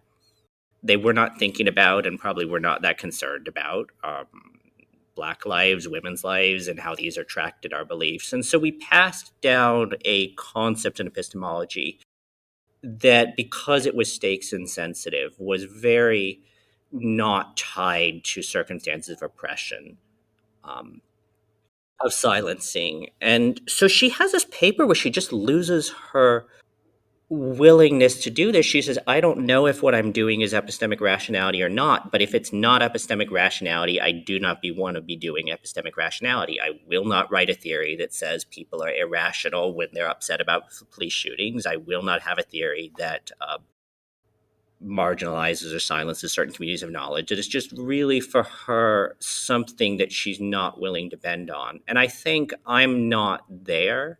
But in the same way, my generation does have some epistemologists who really don't want a theory that is silent on or says the wrong thing on issues of race and gender and stereotyping and oppression. And we just will not bend here. That seems hard to resolve. It's almost like just a very fundamental tension. And I guess we were talking earlier about kind of boundaries between disciplines. And I guess I'm wondering, when something like this comes up in a community where somebody says, I think that a theory that justifies certain things that are indefensible, either, I need to adopt the theory, or if the people who have decided what it is to be a part of this discipline don't allow my theory to get around these things I find so inadmissible, what does somebody do, right? They exit that domain and kind of set out doing something totally different. Like, what does that look like? I thought about it. For a couple of years, people were saying, David, these papers, they aren't epistemology, they're ethics. And Ultimately, I'll tell you how I resolved it. But for a couple of years, I had a crisis of confidence. I said, fine, I'll submit my papers to ethics journals. And guess what they told me? They said, David, these aren't ethics. These are epistemology. It was in this weird gray area where nobody wanted to pick it up. This book is a very intentional thing. It's odd at my age in this discipline to be writing a book. And it's needs to be done because I'm doing something a little bit odd, a little bit non-standard that takes some time to motivate. And spending time really systematically laying out my program in articles, publishing a book, putting out open access, you can all read it for free. Really, this book is meant to give me a platform to say things that take a while to say and that are hard to hear in a way that I'm hoping is much easier. Whereas if you send this to a referee, they're just gonna, lose patience quickly. And so a book gives you a little more time to make your case. Yeah, I do find that, at least kind of having read your book, it does take a little bit of time to get all the motivations in the right place, but I definitely do think that there's like a lot of value to going through it. And I think that I had one more question on the minimal criteria argument. So one of the things you do here as well is we're not just evaluating, like we're not just saying, okay, the reason responsive consequentialist view is our best hope for meeting these three minimal criteria in a vacuum. We need to evaluate it against some competing views of rational inquiry. And in particular, you talk about the views that rational inquiry aims at knowledge, that it aims at approximate coherence, or that it aims at satisfying an agent's pragmatic goals, which is stuff that's kind of come up for us earlier. And you show how these fall short. And I'm wondering, again, this is maybe a bit of a methodological question, but these do seem like these contenders are the sorts of things that seem, like people would have come up with them. But I'm wondering, when you're thinking about evaluating your view against competing views of rational inquiry, how you think about this process of trying to kind of steelman make these competing views as strong as possible in that process. Yeah. So I basically did a community relative thing. I said, look, I'm talking to philosophers about irrationality theorists. What are the big views in these literatures? I.e., why do we need another book instead of these views? And so I picked big views. The knowledge thing was Christoph Kelp at Glasgow has a pretty well-known book defending that kind of a view, and it's from Oxford, the same publisher, 2 years before. So I had to say, okay, why that's not my view. The coherence thing, Julia Staffel, her view is a little bit more complex, and we've talked. I've gotten like a standard footnote about some of the complexities I put in many of my papers is not in the book, but is somewhat on the approximate coherence spectrum, and has been publishing this a lot lately, several books, and Lyle Zinda earlier. And then, of course, coherence is one interpretation of the standard picture is what's going on there. So that's where I got that. The pragmatist thing is Stephen Stitch. So one of my all-time favorite books about bounded rationality by an absolute titan of philosophy and cog-sci is Stephen Stitch. He says he's a consequentialist. He's not a consequentialist. He might be a pragmatist. He says some things that sound like a relativist, but I think the best way to read him is as a pragmatist. And then the question is, David, you're writing something that sounds a lot like Stephen Stitch. You just changed the value function, to actual value rather than the agent's own values. And why do you need another book after Stephen Stitch? And that is a question I don't get as often as I hoped, but I actually think it's a good question. That is, I'm doing what Stephen Stitch said he was doing, namely giving a consequentialist account of rational inquiry. There's, I think it has some normative advantages over his account. I spent some more time on the normative theory. I'm not starting with some of the same motivations, but I really have to make the case that after they read Stitch, they need to read me. That's really interesting. So I guess having not read Stitch, I mean, you just kind of discussed a little bit of how you see the difference, where you swapped out like the value function basically. So do you, it sounds like though you kind of see yourself very much in that same tradition. I'm curious how, when you are doing work or characterizing a program that kind of maybe sounds similar to another thinker, like this case of Stitch, like how you kind of think about that relationship. Yeah, if you asked me to name my favorite philosophical books about irrationality, I'd say there was Stephen Stitch, there was Chris Cherniak, there's Edward Stein, and I'm hoping to like continue in that tradition. He's very cog sci heavy. He's very consequentialist adjacent. He wants to take empirical results seriously, to admit they can sometimes show irrationality. If they show rationality, find out when and why. And he wants a theory that's really engaged with the right kinds of results and discussions. I think he said he was going to give a consequentialist theory and didn't, but he said he was going to do what I'm trying to do. Okay, so I have some following questions to that, but they're probably best done at like the end of this whole section, because I guess they're kind of getting back to some of the things we talked about at the beginning. But I want to talk about your explanatory argument before we go into vindicatory epistemology. And I guess one thing there are a couple of things that are interesting about this to me, but I guess to kind of summarize, you talk about how the reason responsive consequentialist view accounts for this large range of normative claims about inquiry that have sort of eluded philosophical analysis. And you include a couple of claims here. So you talk about duties to avoid cognitive clutter, and maybe this relates a little bit to the overthinking point that we talked about earlier, norms of logical non-omniscience, which is pretty important. And the other one was kind of interesting to me, and I'm curious how you came to it, which is norms of friendship. I'm kind of curious how this made its way into your argument. Remind me, sorry, the last one, Norms of friendship. Oh, right. I'll tell you about that. So yeah, the argument for consequentialism has always been it's like science, it works. And it's actually, it plays nicely with science. So if you want to sell consequentialism to someone who doesn't like consequentialism, be like, look, it works. And one, we can show them it works. But two, we can show that it's like a much broader and more flexible theory. So the friendship has been kind of a puzzling case in epistemology. Remember, we can even talk about kinship instead of friendship, so I can go back to the case of your son. So imagine your son is on trial. I stole this case, I think, from Sarah Stroud, who defends norms of friendship. Imagine your son's on trial, and the evidence suggests they probably did it. She thinks if you're the mother, you can at least hold off believing they did it for a while longer because you've also got a duty of friendship or of kinship or of partiality towards your son. And in ethics, it's certainly true. We think often we have duties of partiality to favor our friends and our compatriots, so why not in belief?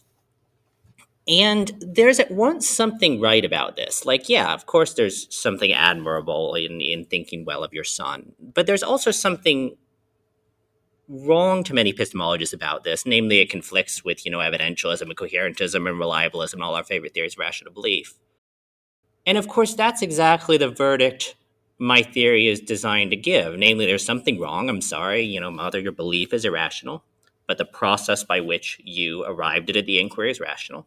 And you could have only held a rational belief through an irrational inquiry. So it tries to get the kind of something wrong, something right verdict in a way that reassures traditional epistemologists I'm not refuting evidentialism, but also says what were Sarah Stroud and what were Simon Keller about when they thought there were norms of partiality in epistemology. Another thing you bring up on this front is, if I recall correctly, a view from Parfit and Railton. And you say that, I guess, if important goods such as friendship can only be realized by allowing ourselves to be moved by the needs of friends, then this is what consequentialism instructs us to do. I'm wondering if you can elaborate a little bit on that. Yeah. So the basic strategy of the book is stealing and elaborating on Parfit and Railton. So in the 70s, there was a self-defeat objection to consequentialism. You say you should take the expected utility maximizing action. I say yes. But then they say, okay, do you say you should perfectly calculate through inquiry the expected utility maximizing action? That's crazy. And I say no. But then I say, okay, well, that means you should deliberate in a way that'll sometimes make you take the wrong action. And so there's either in odd or in rationality terms, there's a tension between the rationality of inquiry and the rationality of belief. And so they introduced this machinery. I call it level separation, but call it whatever you want. Maybe direct consequentialism, namely rational deliberation is one thing and rational belief is another, or rational intention and rational action is another, and they can come apart. And so Parfit is thinking about this in response to these kinds of self-refuting objections and says, look, I forgot exactly the case you brought up. So this was basically that if things like friendship, can only be realized by allowing ourselves to be moved by the needs of friends, and consequentialism instructs us to. Yeah. So good. So it's like, look, the point is, suppose in deliberation I have to let myself attend preferentially to the good things about my friends, not to the bad things, select evidence to favor my friends, in general, be a little nicer to my friends. And suppose if I did deliberate in that way, I would lose my friends. The thought is that's a bad consequence. And even if I'm going to form irrational beliefs, that way of deliberating, maybe the same as favoring my friends in deliberation, is perfectly rational. It's exactly what I ought to do on consequentialist grounds. This is it's kind of illustrative of kind of a trade-off, I guess. And it makes me think of when we talk about reason responsive, it's important that the kind of consequentialist conjunct is here, because I think of like this classic example. I feel like maybe everybody uses this when introducing deontological theories about, an axe murderer comes in and like asks where your friend is. And so what are your responsibilities there? If you're deontological about it and you think that you just ought to tell the truth, then goodbye to your friend. But otherwise, like maybe don't give away your friend's location. So I guess there's some interesting analogs there. That's absolutely right. So for some people, I think Sarah Stroud accidentally goes too far. She says, suppose your friend's a womanizer, very clear evidence they're a womanizer. You can hold off believing they're a womanizer because they're your friend. I don't think so. I think this is really bad behavior, and you've got to be in a position where you can have an honest view of what your friend's doing and talk to your friend about what they're doing. Likewise, if they're doing drugs or something, that the potential harm not only to your friend but to other people can be a check on the duties to think well of your friends. Yeah. The harm and consequence point is really interesting. And I guess that's important again from the consequentialist point of view, because the good of friendship, it is a good thing, but it doesn't exist in a vacuum. And it's not like you and your friend are the only two people in the world, right? As you're saying, say your friend's a womanizer or just a terrible person for other reasons, then it seems important to form beliefs and conduct inquiry in such a way that you can play a role in maybe helping your friend become a better person, or giving them feedback that this is not a great way to live or something. Absolutely. So I want to talk a little bit about, you introduced this program of vindicatory epistemology, which we kind of prepared the way for earlier. And there are a couple of interesting terms in here as well that I want to go over, as well as sort of some of the case studies you talk about. But maybe two in particular. Maybe we can actually, maybe let's just first start with like vindicatory epistemology itself, since we talked about it a little while ago. If we can kind of rehearse what's going on here. Good. So remember, the bounded rationality theorist takes the standard picture. They say, look, you're not talking about processes, you're not talking about heuristics, you're not talking about environments, you're not talking about bounds. I'm going to throw those back into normative theory. And then I'm going to look at things that you said were irrational thought and action, and I'm going to say, do they still look irrational? And the vindicatory theorist says, often when we put enough back into the theory, we're now going to see that patterns of deviation from the standard picture are fully rational. It was a theory that was wrong. And two sorts of theories and things that you bring in here are Panglossianism and meliorative epistemology. And these are pretty important, I think, in the work you're doing in this part. And I'm wondering if you can introduce those as well. Yeah. So Panglossianism is important. We get accused all the time of taking the, quote, Panglossian view, like Dr. Pangloss, we live in the best possible world, nobody's ever irrational. I won't name names. Some people did that. That was bad. We need to say sometimes people are irrational. The person who'd rather draw, 7 out of 100 prizes rather than 3 out of 10 prizes, they're irrational. Not going to do that.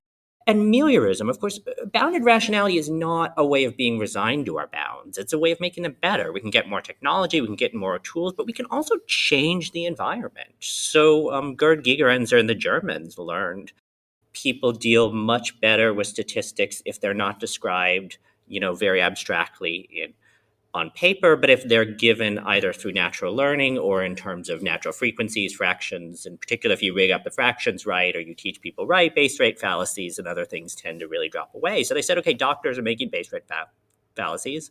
Let's change the way we present base rate information to doctors. Let's run it out in schools, in textbooks, in diagnostic manuals, and see if this helps. And it does. And so the meliorative component is once we figure out where a fully rational agent, because of their bounds, is going to go wrong, we don't just say, oh, that's the end of the world. We can change the environment or the decision problems so that a fully rational agent will now do even better. Yeah, this is interesting in light of some of the examples you give in this chapter. And what I wanted to dig a little bit into was just because I think it's interesting and maybe a bit illustrative is this example of, if you remember kind of the full thing, this shopper who is basically recognition driven and in deciding what to buy only considers items she recognizes. Yep. Uh, yeah. So could you maybe like complete that example and then maybe we can go into it a little bit? Yeah, so again, I'm not supposed to be pulling from the heuristics and biases tradition, but I think sometimes it's helpful, and I really don't want to fight with these folks. Scratch that all. I am not pulling from the heuristics and biases tradition. Okay. Yeah, so the recognition heuristic is look, treat whether or not you recognize something as diagnostic of its quality or value or likelihood. And in the extreme, you can use it to make predictions. So if I just show you a tennis tournament and I said, who do you recognize? And if you recognize one player and you don't recognize the other, and you judge the one that you recognize is going to win, there are some studies you do pretty well, likewise with German cities. You can soup this up and you can fold it into other heuristics like take the best or like lexicographic rules that have other decision rules. But if you just look at recognition to make decisions using the recognition heuristic, and the thought is in low stakes situations, it's pretty good. So in consumer choice, well, on the one hand, you might think the brands you recognize are high quality because, ones you recognize are in all the stores and they're the name brands that have advertised or whatever. So at least in principle, you have a recognition quality correlation. You have some worries, though, about manipulation, of course. Once people realize that recognition is driving your purchase, they'll spend on advertising to make you recognize something instead of spending on quality. And so in this case, so for the shopper concretely, what's kind of happening is if you go around a store and you only consider items you recognize, then you've pre-narrowed your options. And so it's possible that you then kind of reject what you have most reason to choose. There's very plausibly something outside the bounds of what you even considered. I'm kind of wondering about the different strategies available to somebody in thinking about an example like this. And, maybe it's a bit of like a contrived example or something, but just in considering the shopper, I'm thinking about it feels plausible that somebody could maybe push back and say that what the shopper is doing, because I think that your claim here is that the shopper is conducting what is rational inquiry given a set of bounds, but then this leads to an irrational belief at the end that the thing. That's right. Yeah. And I feel like I could imagine somebody maybe pushing back a little bit. And you tell me maybe how this washes out, that the shopper isn't really conducting rational inquiry. And maybe a way of thinking about this is like something available to the shopper is metacognitive processing or strategy selection. And these are things that are possible without the shopper necessarily being omniscient. The shopper could reflect, right? And so I guess I'm kind of wondering how you think about pushback like that. That's right. So I take it that everyone thinks that metacognitive monitoring is active in most reasoning. And metacognitive monitoring is kind of a light touch. You can exert control or not.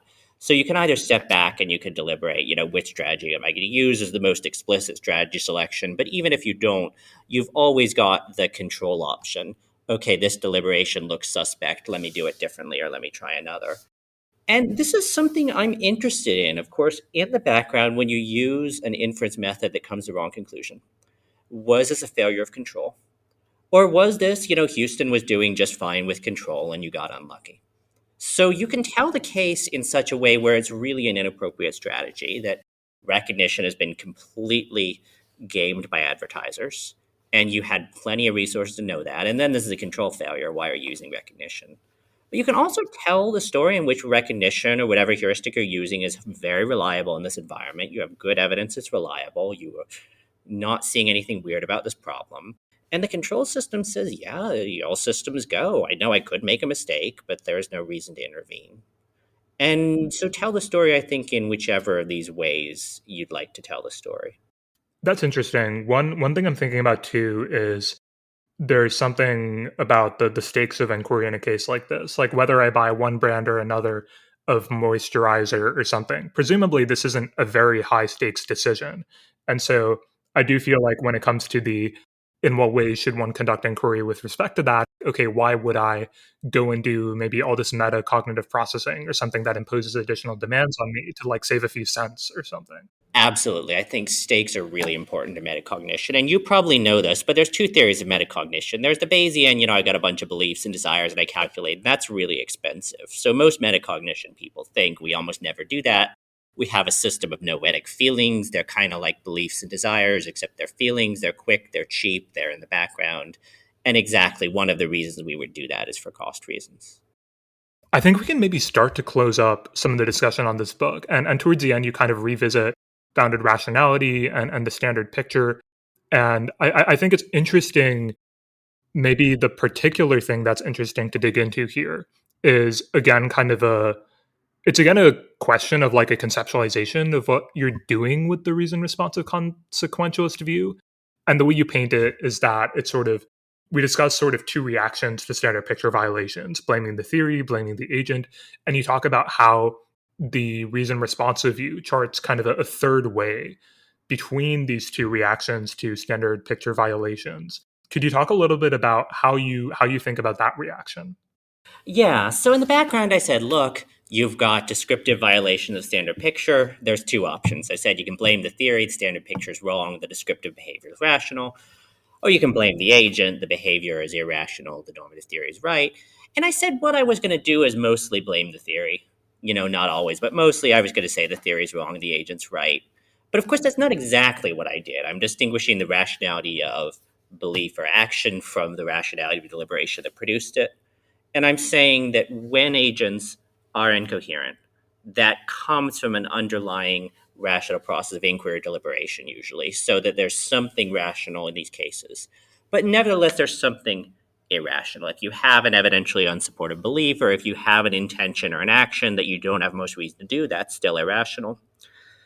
So I'm not really rejecting the standard picture. I'm putting something very similar to, but not identical to the standard picture as the theory of rational belief, rational desire, rational preference, but a completely different consequentialist view on top of that as the theory of rational deliberation. And then we're taking a procedural turn. We're saying, okay, you can have belief and desire and preference, but when you're doing bounded rationality, you should really be focusing on inquiry and not on attitudinal questions. And a kind of important thing that comes up for you in this section too is about some of the normative consequences of indirect normative assessment. Before we get into those for a second, maybe you could elaborate a bit on like what that indirect normative assessment looks like. Yeah, so there's two things you can do. You got, it looks like a rational process of deliberation. It's fast, it's frugal, it's usually accurate, produces an irrational belief. Why do I say the belief's irrational? I don't know. It's like probabilistically incoherent, maybe a set of beliefs. So the direct consequentialist says, look, deliberation's one thing, belief is another. One of them can be rational, one cannot be. The indirect consequentialist or the indirect theorist thinks, no, that's insane. That whatever process produced a belief, if one's rational, the other has to be rational. And usually they go top down. So they say, a belief is rational if and only if and because it comes from a rational process of deliberation. The thing to notice here is that this is instantly and dramatically going to contradict almost every theory of rational attitudes out there. So in the practical case, we know that rational heuristic deliberation is sometimes going to produce preferences that are incoherent or dominated or intransitive or whatever. So, even like a coherence or a dominance or transitivity requirement on preferences is going to go. If you're going indirect, you're saying rational deliberation, therefore rational attitude. And in the belief case, things like evidentialism or most reason requirements or truth norms are all going to go because rational heuristics don't always produce an evidentially supported attitude or don't always produce a coherent set of attitudes. And so if the rationality of deliberation determines the rationality of the attitudes, you just can't have any of these requirements on attitudes anymore.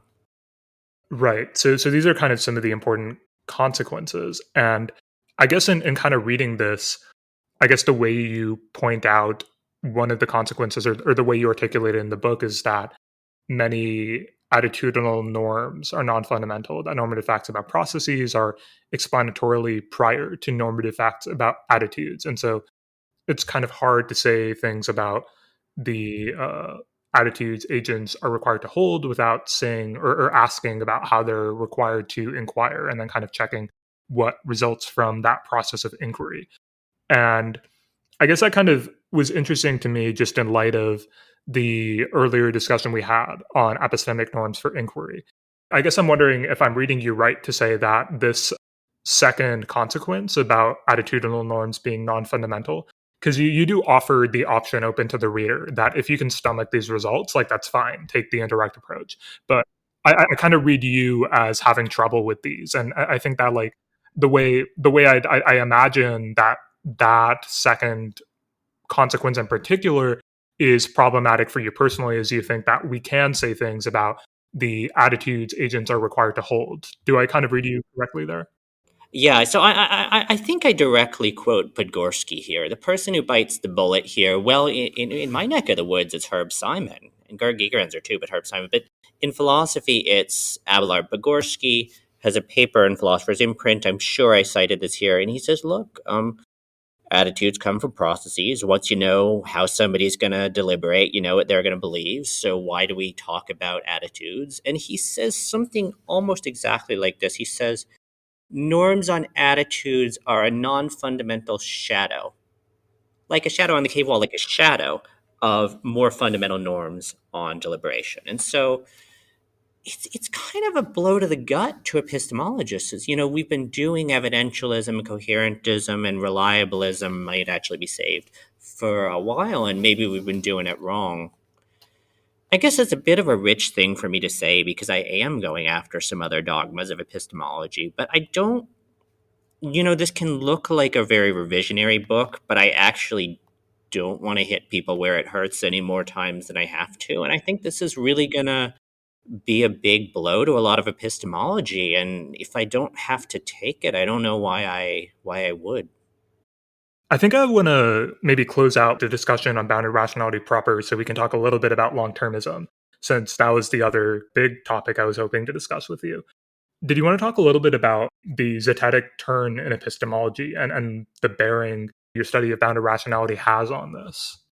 Yeah, good. So let me tell you at least how I got my job with effective altruists. So bounded rationality, I say the fundamental turn in the study of bounded rationality from Simon is the turn from substantive procedural rationality, i.e. don't study attitudes, study the processes that make them. Zetetic turn in epistemology is just that. Don't spend so much time studying beliefs, spend more time studying the processes that make them. And I came to effective altruists. I said, look, you're thinking about long-term future. We're highly bounded agents. It's a highly computationally intractable problem. So we're in the domain of bounded rationality. In bounded rationality, what you want to do is you want to think about processes for figuring out what to believe and prefer. These abstract preference theories aren't going to cut it. Who has good theories of what processes you should use to deliberate about any hard problem as a bounded agent? Bounded rationality folks. So I said, hire me and I will tell you some of the ways we think about deliberation as bounded agents, as, theories about how we might productively think about the future. So some of the particular things that kind of come up in the long-termist program, I think maybe the most interesting place to begin for us, especially maybe of interest to AI people, is your paper about the singularity hypothesis.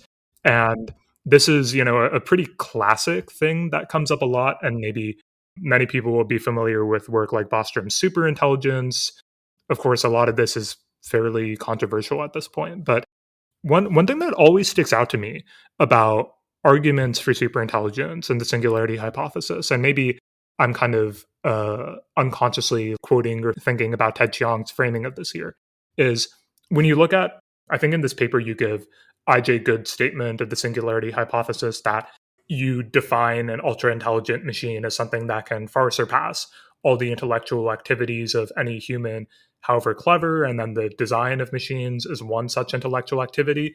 So then an ultra-intelligent machine can continue to design even better ultra-intelligent machines. And so, of course, you have this intelligence explosion. The structure of that argument, it just feels so similar to me to some of the classical Anselm like ontological arguments for the existence of God. I'm wondering if that's at all an analogy that strikes you as well when you look at these arguments. Yeah, this has at least been said. So there's a paper. I don't want to slip into this kind of a tone. There's a paper in one of the anthologies on the singularity hypothesis that calls the singularity the apotheosis of the nerds. So I don't condone that kind of language, but the thought is that there's some element of something like a secular echoing of religious thoughts of what's going to save us or what's going to kill us or what's going to end the time, and they're always getting closer and closer. And I try not to push on this because of something that you mentioned, namely effective altruists really actively read and follow and think about my work, and they do everything they possibly could to keep the peace. And when you say things like, this is the apotheosis of the nerds, I think people rightly get pretty upset with you. So this is an angle you could go. I don't necessarily want to dismiss it, but I try really to stick pretty close to the arguments because this can get pretty sensitive for people. Yeah. Yeah, that makes a lot of sense to me. I guess the reason that I wanted to poke at it a little bit was that the ontological argument, if you look at it, I feel like it's this kind of classic example that might be given in a philosophy class of an argument that if you buy into the premises, then yes, you kind of get to the conclusion.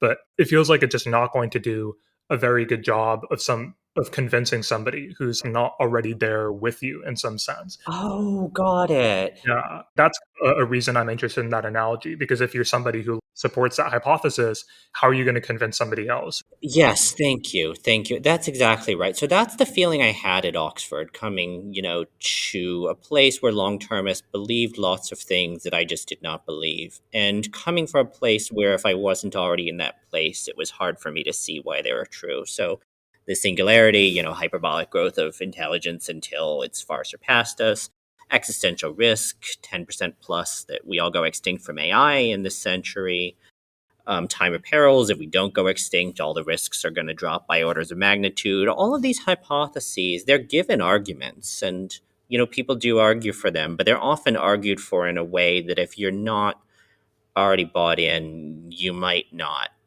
buy in again. So that's, I think, what I end up saying to Bostrom is, some of the arguments are just restatements of the view. Yeah, that was a pretty important criticism in here. Another thing you brought up that was really interesting to me was you make an important distinction between hardware growth and general intelligence growth. And you say that a surprisingly large number of people have wanted to argue with you about certain points here, and that there tends to be some confusion on what general intelligence is supposed to mean and how it's kind of meant to, play the role that singularity hypothesis adherents want. And I'm curious for your perspectives on within the AI community, AGI is, we're hearing that term a lot more again and again. And it does often feel like it's kind of loosely or ill-defined. But I'm curious about maybe your own experiences with the deployment of a term like general intelligence and some of that confusion. This is so hard. So I'm writing a paper, and my opponents use the word intelligence. I'm fine with it, but I didn't pick it. And the problem is everybody reading your paper has a different view of intelligence. A lot of philosophers think there's no such thing as machine intelligence. There couldn't be. A lot of people think it's unproblematic. I've had some referees say it's like a dimmer switch. Once you pass, some certain level of sophistication, then you can talk about intelligence. I've heard, I think I just edited in, what's his name? Starts with a C. Is at Google, famous definition of intelligence, Cholet? Yeah. Yeah, I edited in his because a referee asked me to do it. But there are just so many definitions of intelligence flying around. And I like Cholet because he's just honest that there are a lot of definitions flying around and we're not going to satisfy everybody. But it's literally impossible to write this paper in a way that's going to satisfy everybody. And so I'm intentionally dodging the issue of what intelligence is because I don't want to get bogged down in an issue that really, whatever reasonable thing you want to mean by intelligence, you can read this paper and understand it just fine. Yeah, that makes sense to me. And I think it definitely has that quality, at least as I read it. There's some interesting points you make about the fact that if you want to defend the singularity hypothesis, you need to not only argue that the general intelligence of self-improving agents kind of grows at this accelerating rate, but that this period of accelerating growth must be sustained. And there's some interesting stuff that's going on around here about the way people are conceptualizing this rate of growth, and that it's not just like a kind of standard exponential curve or something, but that there's literally a sort of hyperbolic growth going on that people seem to characterize. Can you elaborate on that a little bit more? Yeah. So first distinction, exponential and hyperbolic growth. So exponential growth, constant derivative. Hyperbolic growth, non-constant derivative. Something like Moore's law is exponential growth. And exponentials are fast, but they're not that fast. If you want the runaway that's been taken to be definitive of singularity, everybody but Dave Chalmers explicitly says they're going for hyperbolic rather than exponential growth. So hyperbolic, think like nuclear chain reactions, faster than Moore's law. And that's important. They're going for hyperbolic growth. Do not let them tell you they're going for exponential. They said hyperbolic and they meant it.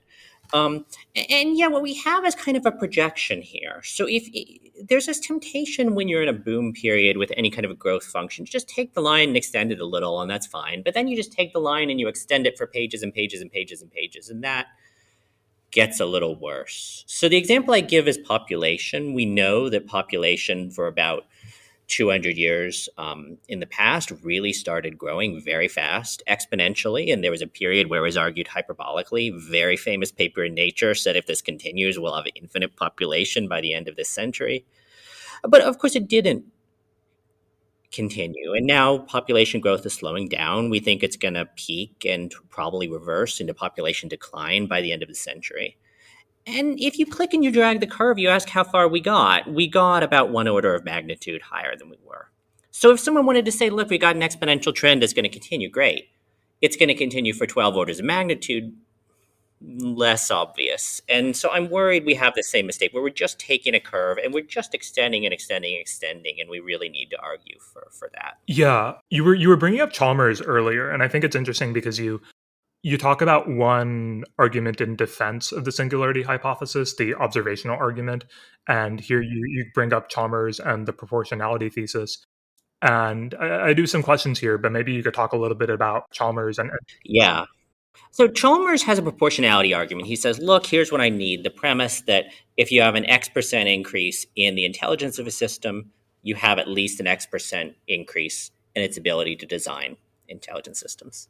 First thing to notice, this is not an argument for hyperbolic growth. This is an argument for exponential growth. So like most people are going to look at this and they're going to say this isn't a singularity. And this is a feature of the Chalmers paper. He's a reasonable guy. He's watering down in some places the singularity hypothesis. But I think the main thing to say is he gives an absolutely fabulous mathematical formulation of what singularity is and what the argument is and what proportionality is and ways for it to be true.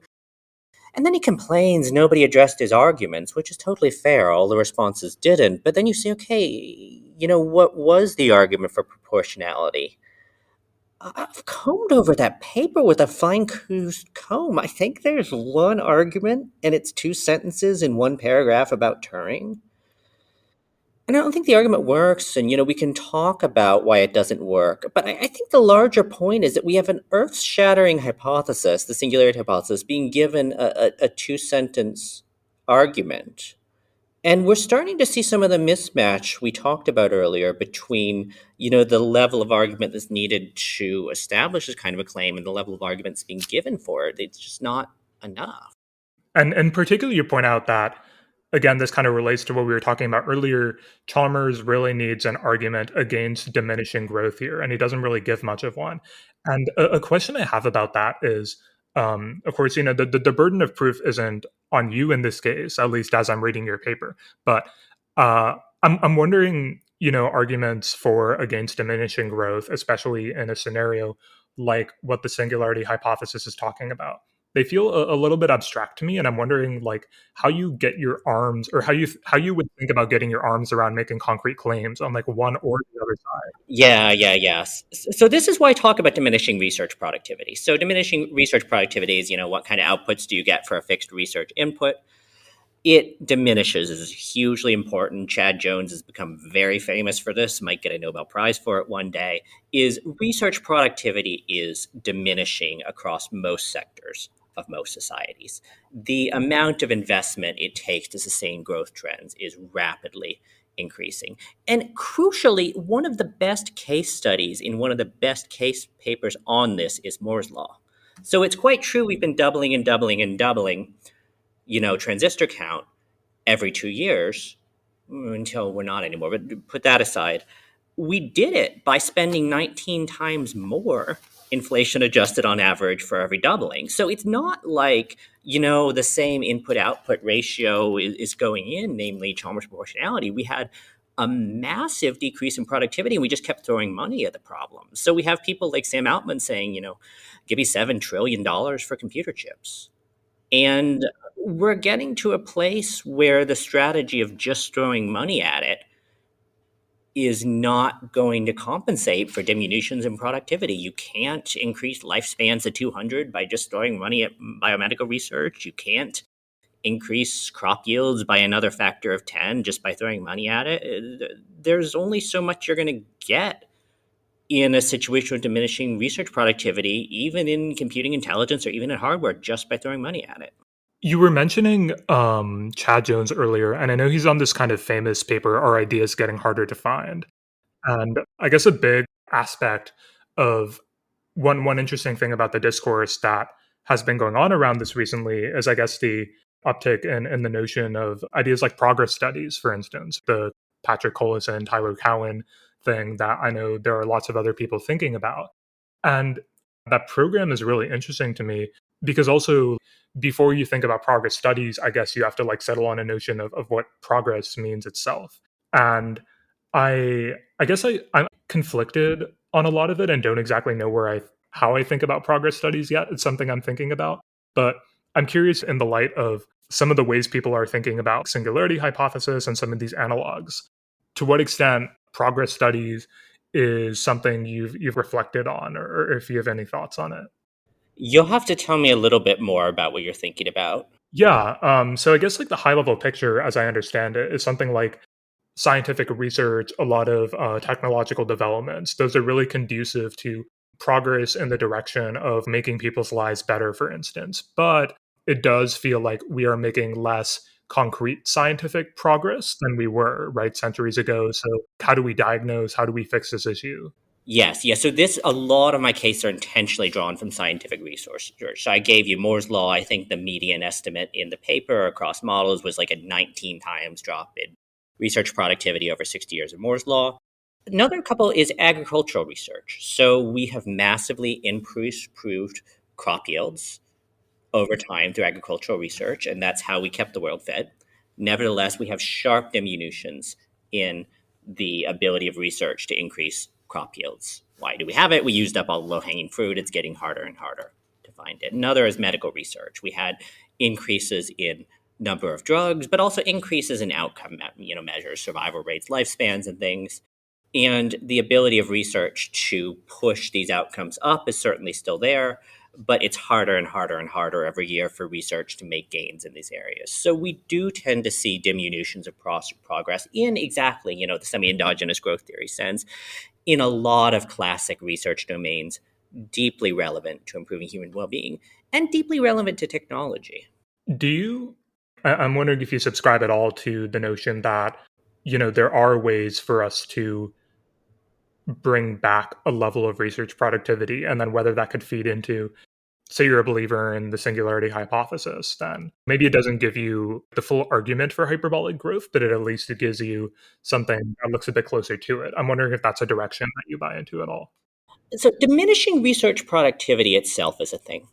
And it's a thing because of a fishing out phenomenon. You catch the easy fish, you get the low-hanging fruit, and then you've got the harder ones. And the only way to avoid that is a really bad research process that is not plucking low-hanging fruit first. So, if you're getting around diminishing research productivity, you're probably doing something wrong. You can make peace with diminishing research productivity the way we kept Moore's law going. You can keep throwing resources at it, or you can do something else. But we're in a game of compensating for diminishing research productivity. So when you see people saying with no argument, here's a proportionality thesis, research productivity doesn't diminish in this one domain, when not only do we think it diminishes everywhere, but we think it diminishes in hardware. this is not how we want to argue. We want to say, okay, there is diminishing research productivity, but here's how my argument's going to make up for it.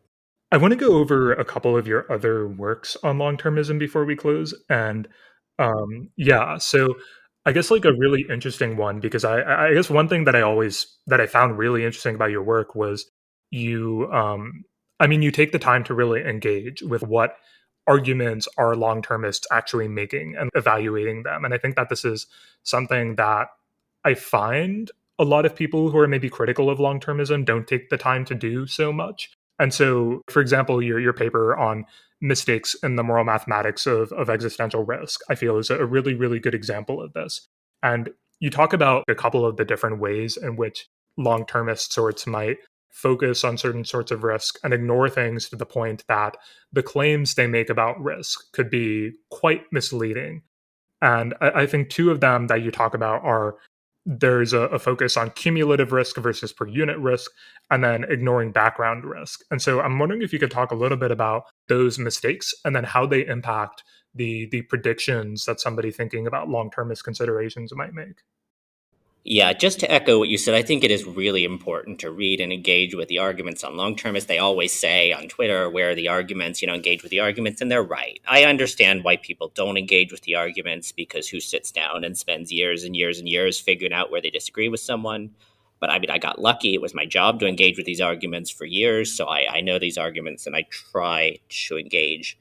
So mistake number one is a claim out of Bostrom. Bostrom says, just assume we stay on the Earth, population about the same it is, we make it for just a billion years. Okay, so we'll get back to this just a billion years later, but just a billion years. He says in this scenario, shaving just a millionth of 1% off of risk would save in expectation 100 million lives. And if that's true, that makes existential risk mitigation look really, really good. I would not want to argue that that's a morally wrong thing to do. But so we need to make two distinctions. The first is between absolute and relative risk reduction. So are we shaving 1% off starting from a baseline of 100 is absolute risk reduction? Or are we shaving, a millionth of 1% off multiplicatively starting scaled at where we at is relative? I'm going to blow through that a little bit because I think most people just tend to think of risk reduction in relative terms. He was doing absolute, that's fine. The important thing is cumulative versus per century risk reduction. So he did not say if in this century we reduce existential risk by a millionth of 1%, that would be this good. He said if over the course of a billion years, we increase the total probability of survival by a millionth of 1%, that would be really good. But then you ask, what would existential risk have to be for that to be feasible? And you find that it has to be like 5 orders of magnitude lower than where the long-termists are telling us. So what he's saying is not you just have to take a millionth of a percent off of risk. He's saying, in every century, the risk that century in relative terms has to go down by 5 orders of magnitude.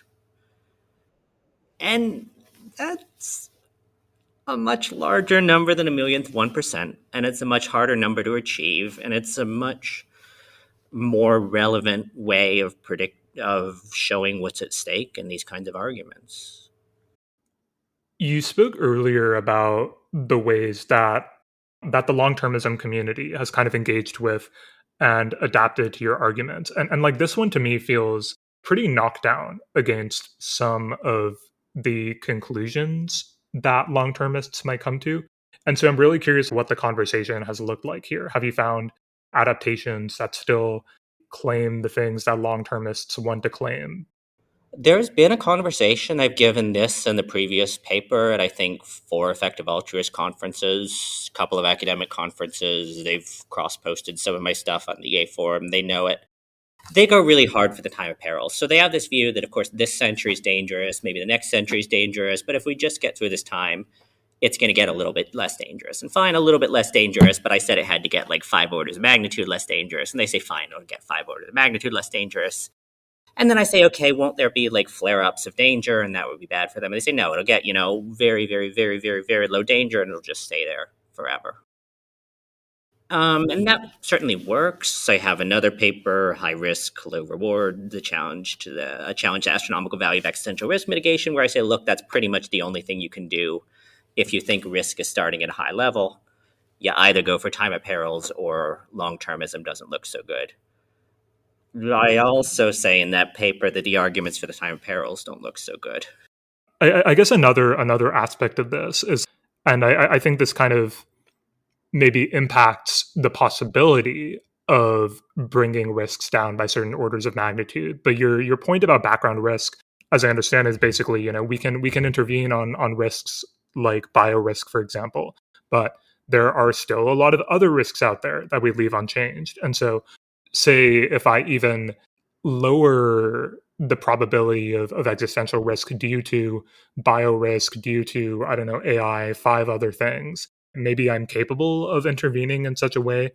If you believe that I'm capable of intervening in such a way as to bring those down orders of magnitude, that I guess I read your background risk something as saying that doesn't necessarily bring total existential risk down by orders of magnitude, perhaps because there are other background risks, or at the very least, like I need to do more work to make that claim. That's exactly right. So if you need this kind of a time of perils view where risk falls by like 5 orders of magnitude, you got to hit every single risk. So you can't say, oh, it would be really good to drive down bio risk even if I couldn't do anything about AI. Because if you think AI risk is 10% and bio risk is 3%, you take the 3% off, you still got a 10% risk every century. And if we wanted 1 in 10,000 and we've got 10% instead of 1 10,000th of a percent, that's not where we want to be. And the action we've done is just not getting us anywhere close to where we want to be. So really background risk is the place, and you'll see this in my other paper, where it gets pretty apparent that unless you have a time of peril structure where we can just quickly take almost every risk there is down to almost zero, that either you need to think the risks were pretty low to start with, or you need to not be so hot on existential risk mitigation. Yeah, and I think that like your upshot here kind of goes beyond that, right? Not just that the case for existential risk mitigation is inflated. The entire case for long-termism is kind of inflated across the board, which is a really, really interesting conclusion.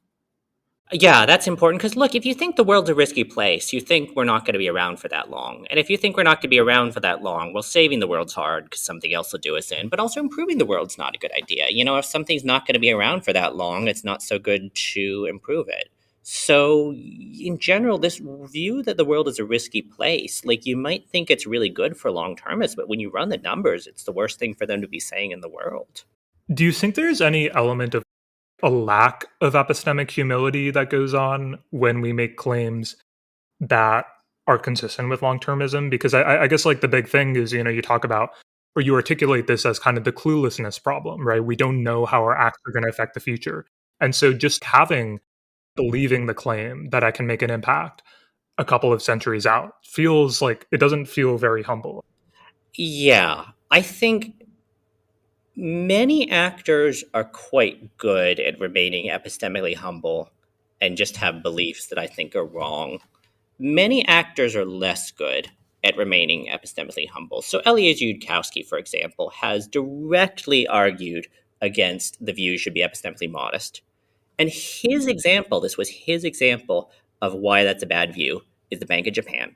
He said, I know that the Bank of Japan's monetary policy was leaving trillions of dollars on the table, and they were leaving trillions of dollars on the table. I know this by reading economics blogs. Okay, that's not epistemic modesty. That's good. He's arguing against epistemic modesty. He's arguing against epistemic modesty on the basis of his ability to make a wild prediction. It is a wild prediction. I've written about this. This kind of, slapdash theorizing is not so good. So when you see Eliezer Yudkowsky saying, now we're almost certainly doomed, this is not so epistemically modest. On the other hand, a lot of my colleagues at Oxford, I think they're wrong, but I don't think they're immodest. I think they're wrong. Yeah.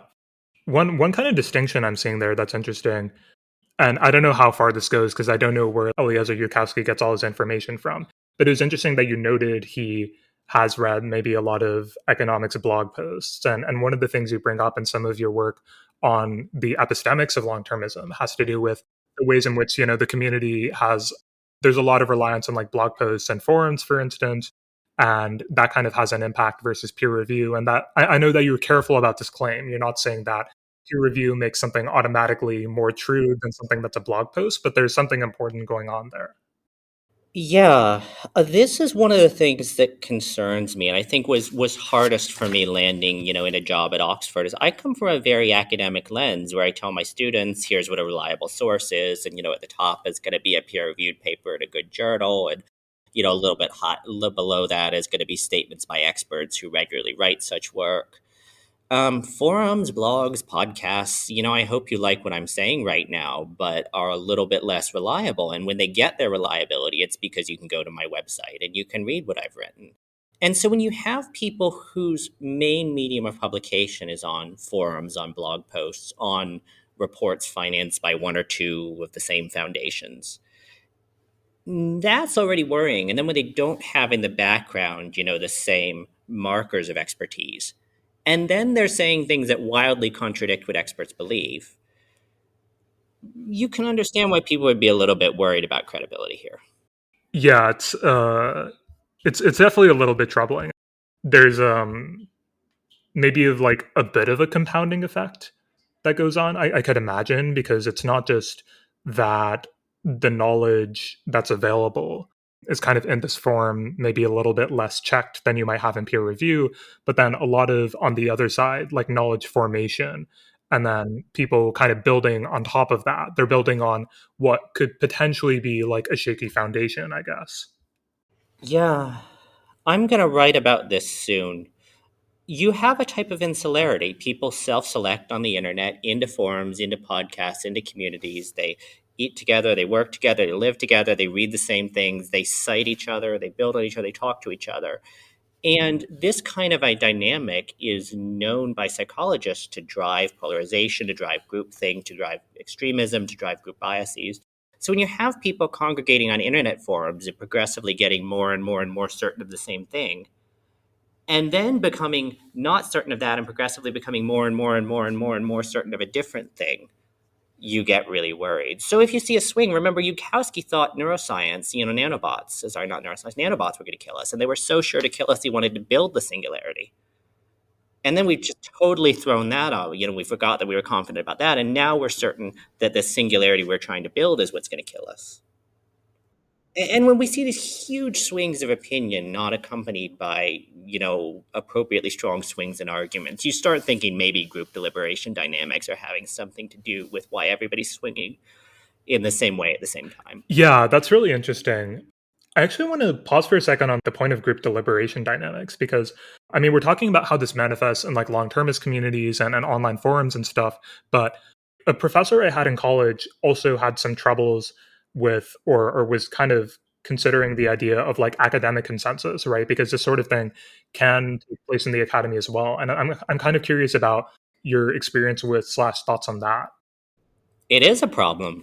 I told you about my book. I have to write it because if I just write articles, they're going to reject them. And by the way, some of the articles that I wrote, there are no epistemic norms of inquiry, is published in one of the worst journals. And why is it? Because it got rejected 13 times. So I'm not going to say it isn't a problem.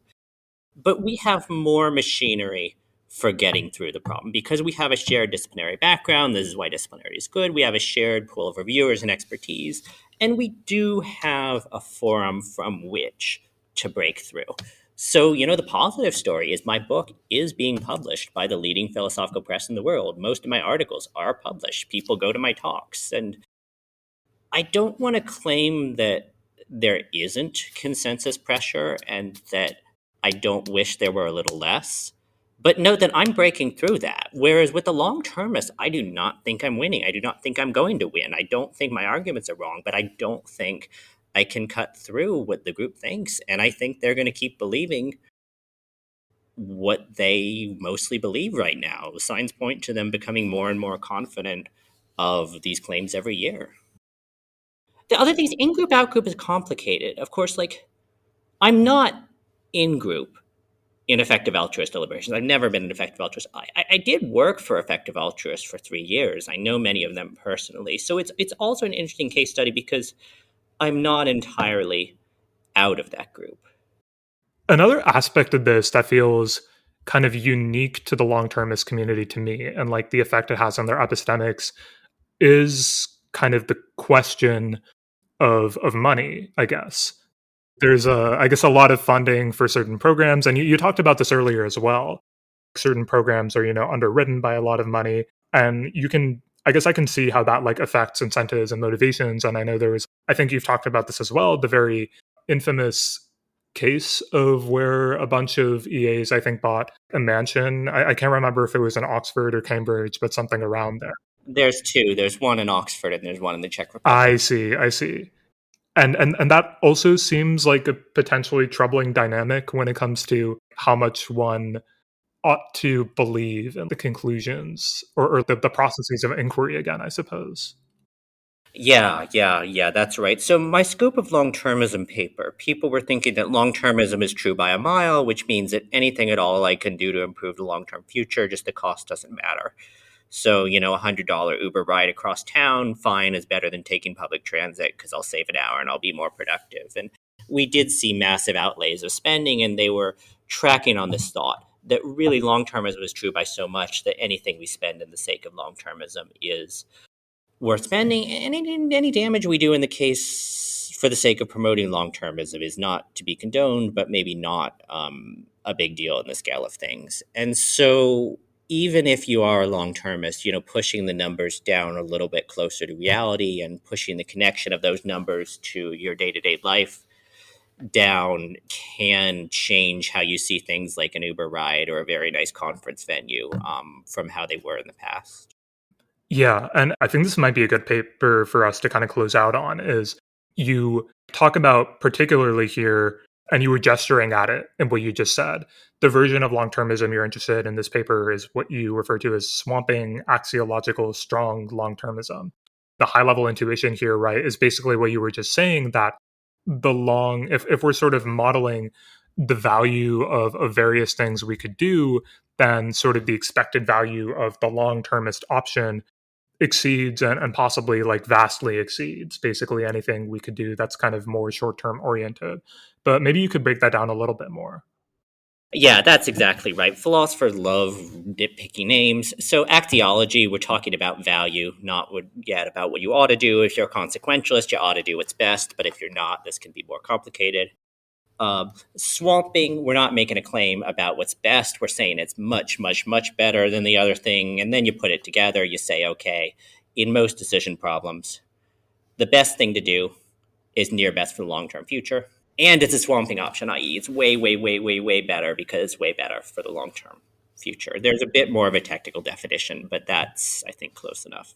Yeah, and you basically give some arguments here for the rarity thesis, right? That the vast majority of options we confront as decision makers are not swamping long-termist options, and one of these has a lot to do with evidence. But I think that the really interesting one here too is the washing out argument you give, and a big thing here I think has a little bit to do with like the sorts of forecasting pessimism we've already discussed, but at least one of the presentations, you give multiple presentations of this argument in your paper, but like one of them has to do with that if we have symmetric priors over a situation, right, things could go one way or the other.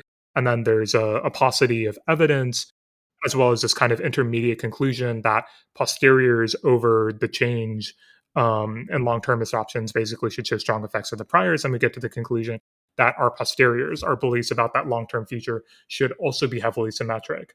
And maybe I just gave like a super condensed, kind of hard to understand version of what went on there. But maybe you could give like a more kind of helpful version for folks. Yeah. So you've got, you're looking at an action, you're saying, okay, what's its impact going to be? +5 utils, -5 utils, +2, -2, whatever. And you've got a prior belief about its impact. And a lot of people think if you don't know anything, if I just tell you call that action X, what's its impact? And you don't even know in the past, what kind of actions you've taken. I just say it's X. What should your prior be? It should be symmetric. If you think it's got a 20% chance of producing at least 5 utils, it's got a 20% chance of producing at least -5, and so on and so forth. Symmetric, of course, has got an expectation of 0, so that's not going to help you value-wise. But then the point is, okay, you get some evidence about the future. Well, how good is the evidence? Not great. It's really hard to predict the evidence. So you get not great evidence. You don't move very far from your prior because you don't have much evidence yet. If your prior was symmetric, you should be pretty symmetric now, and you should still have, a lot of cancellation when you take expectations. And so it's not to say the expectation is exactly zero, but even if you've got fat tails, you can be pretty close to zero in expectation. Yeah, it just makes it very hard for us to have a super strong justified belief in like one direction or the other. Another thing you talk about here is maybe like the last thing we can talk about on this paper is like the multidimensionality of value and the impact that this fact has on prospects for the future. Can you introduce that a little bit? Yeah, so long-term forecasting on a medium horizon, 20, 25 years, is already hugely controversial. 100 years, 1,000 years, a million years, nobody tries to do this. 20, 25 years is already hard. But even when we think we could do it, we pick an easy problem. I don't say I can tell you in 25 years how good the world would be. I say I can tell you how this intervention is going to affect mortality rates in this region.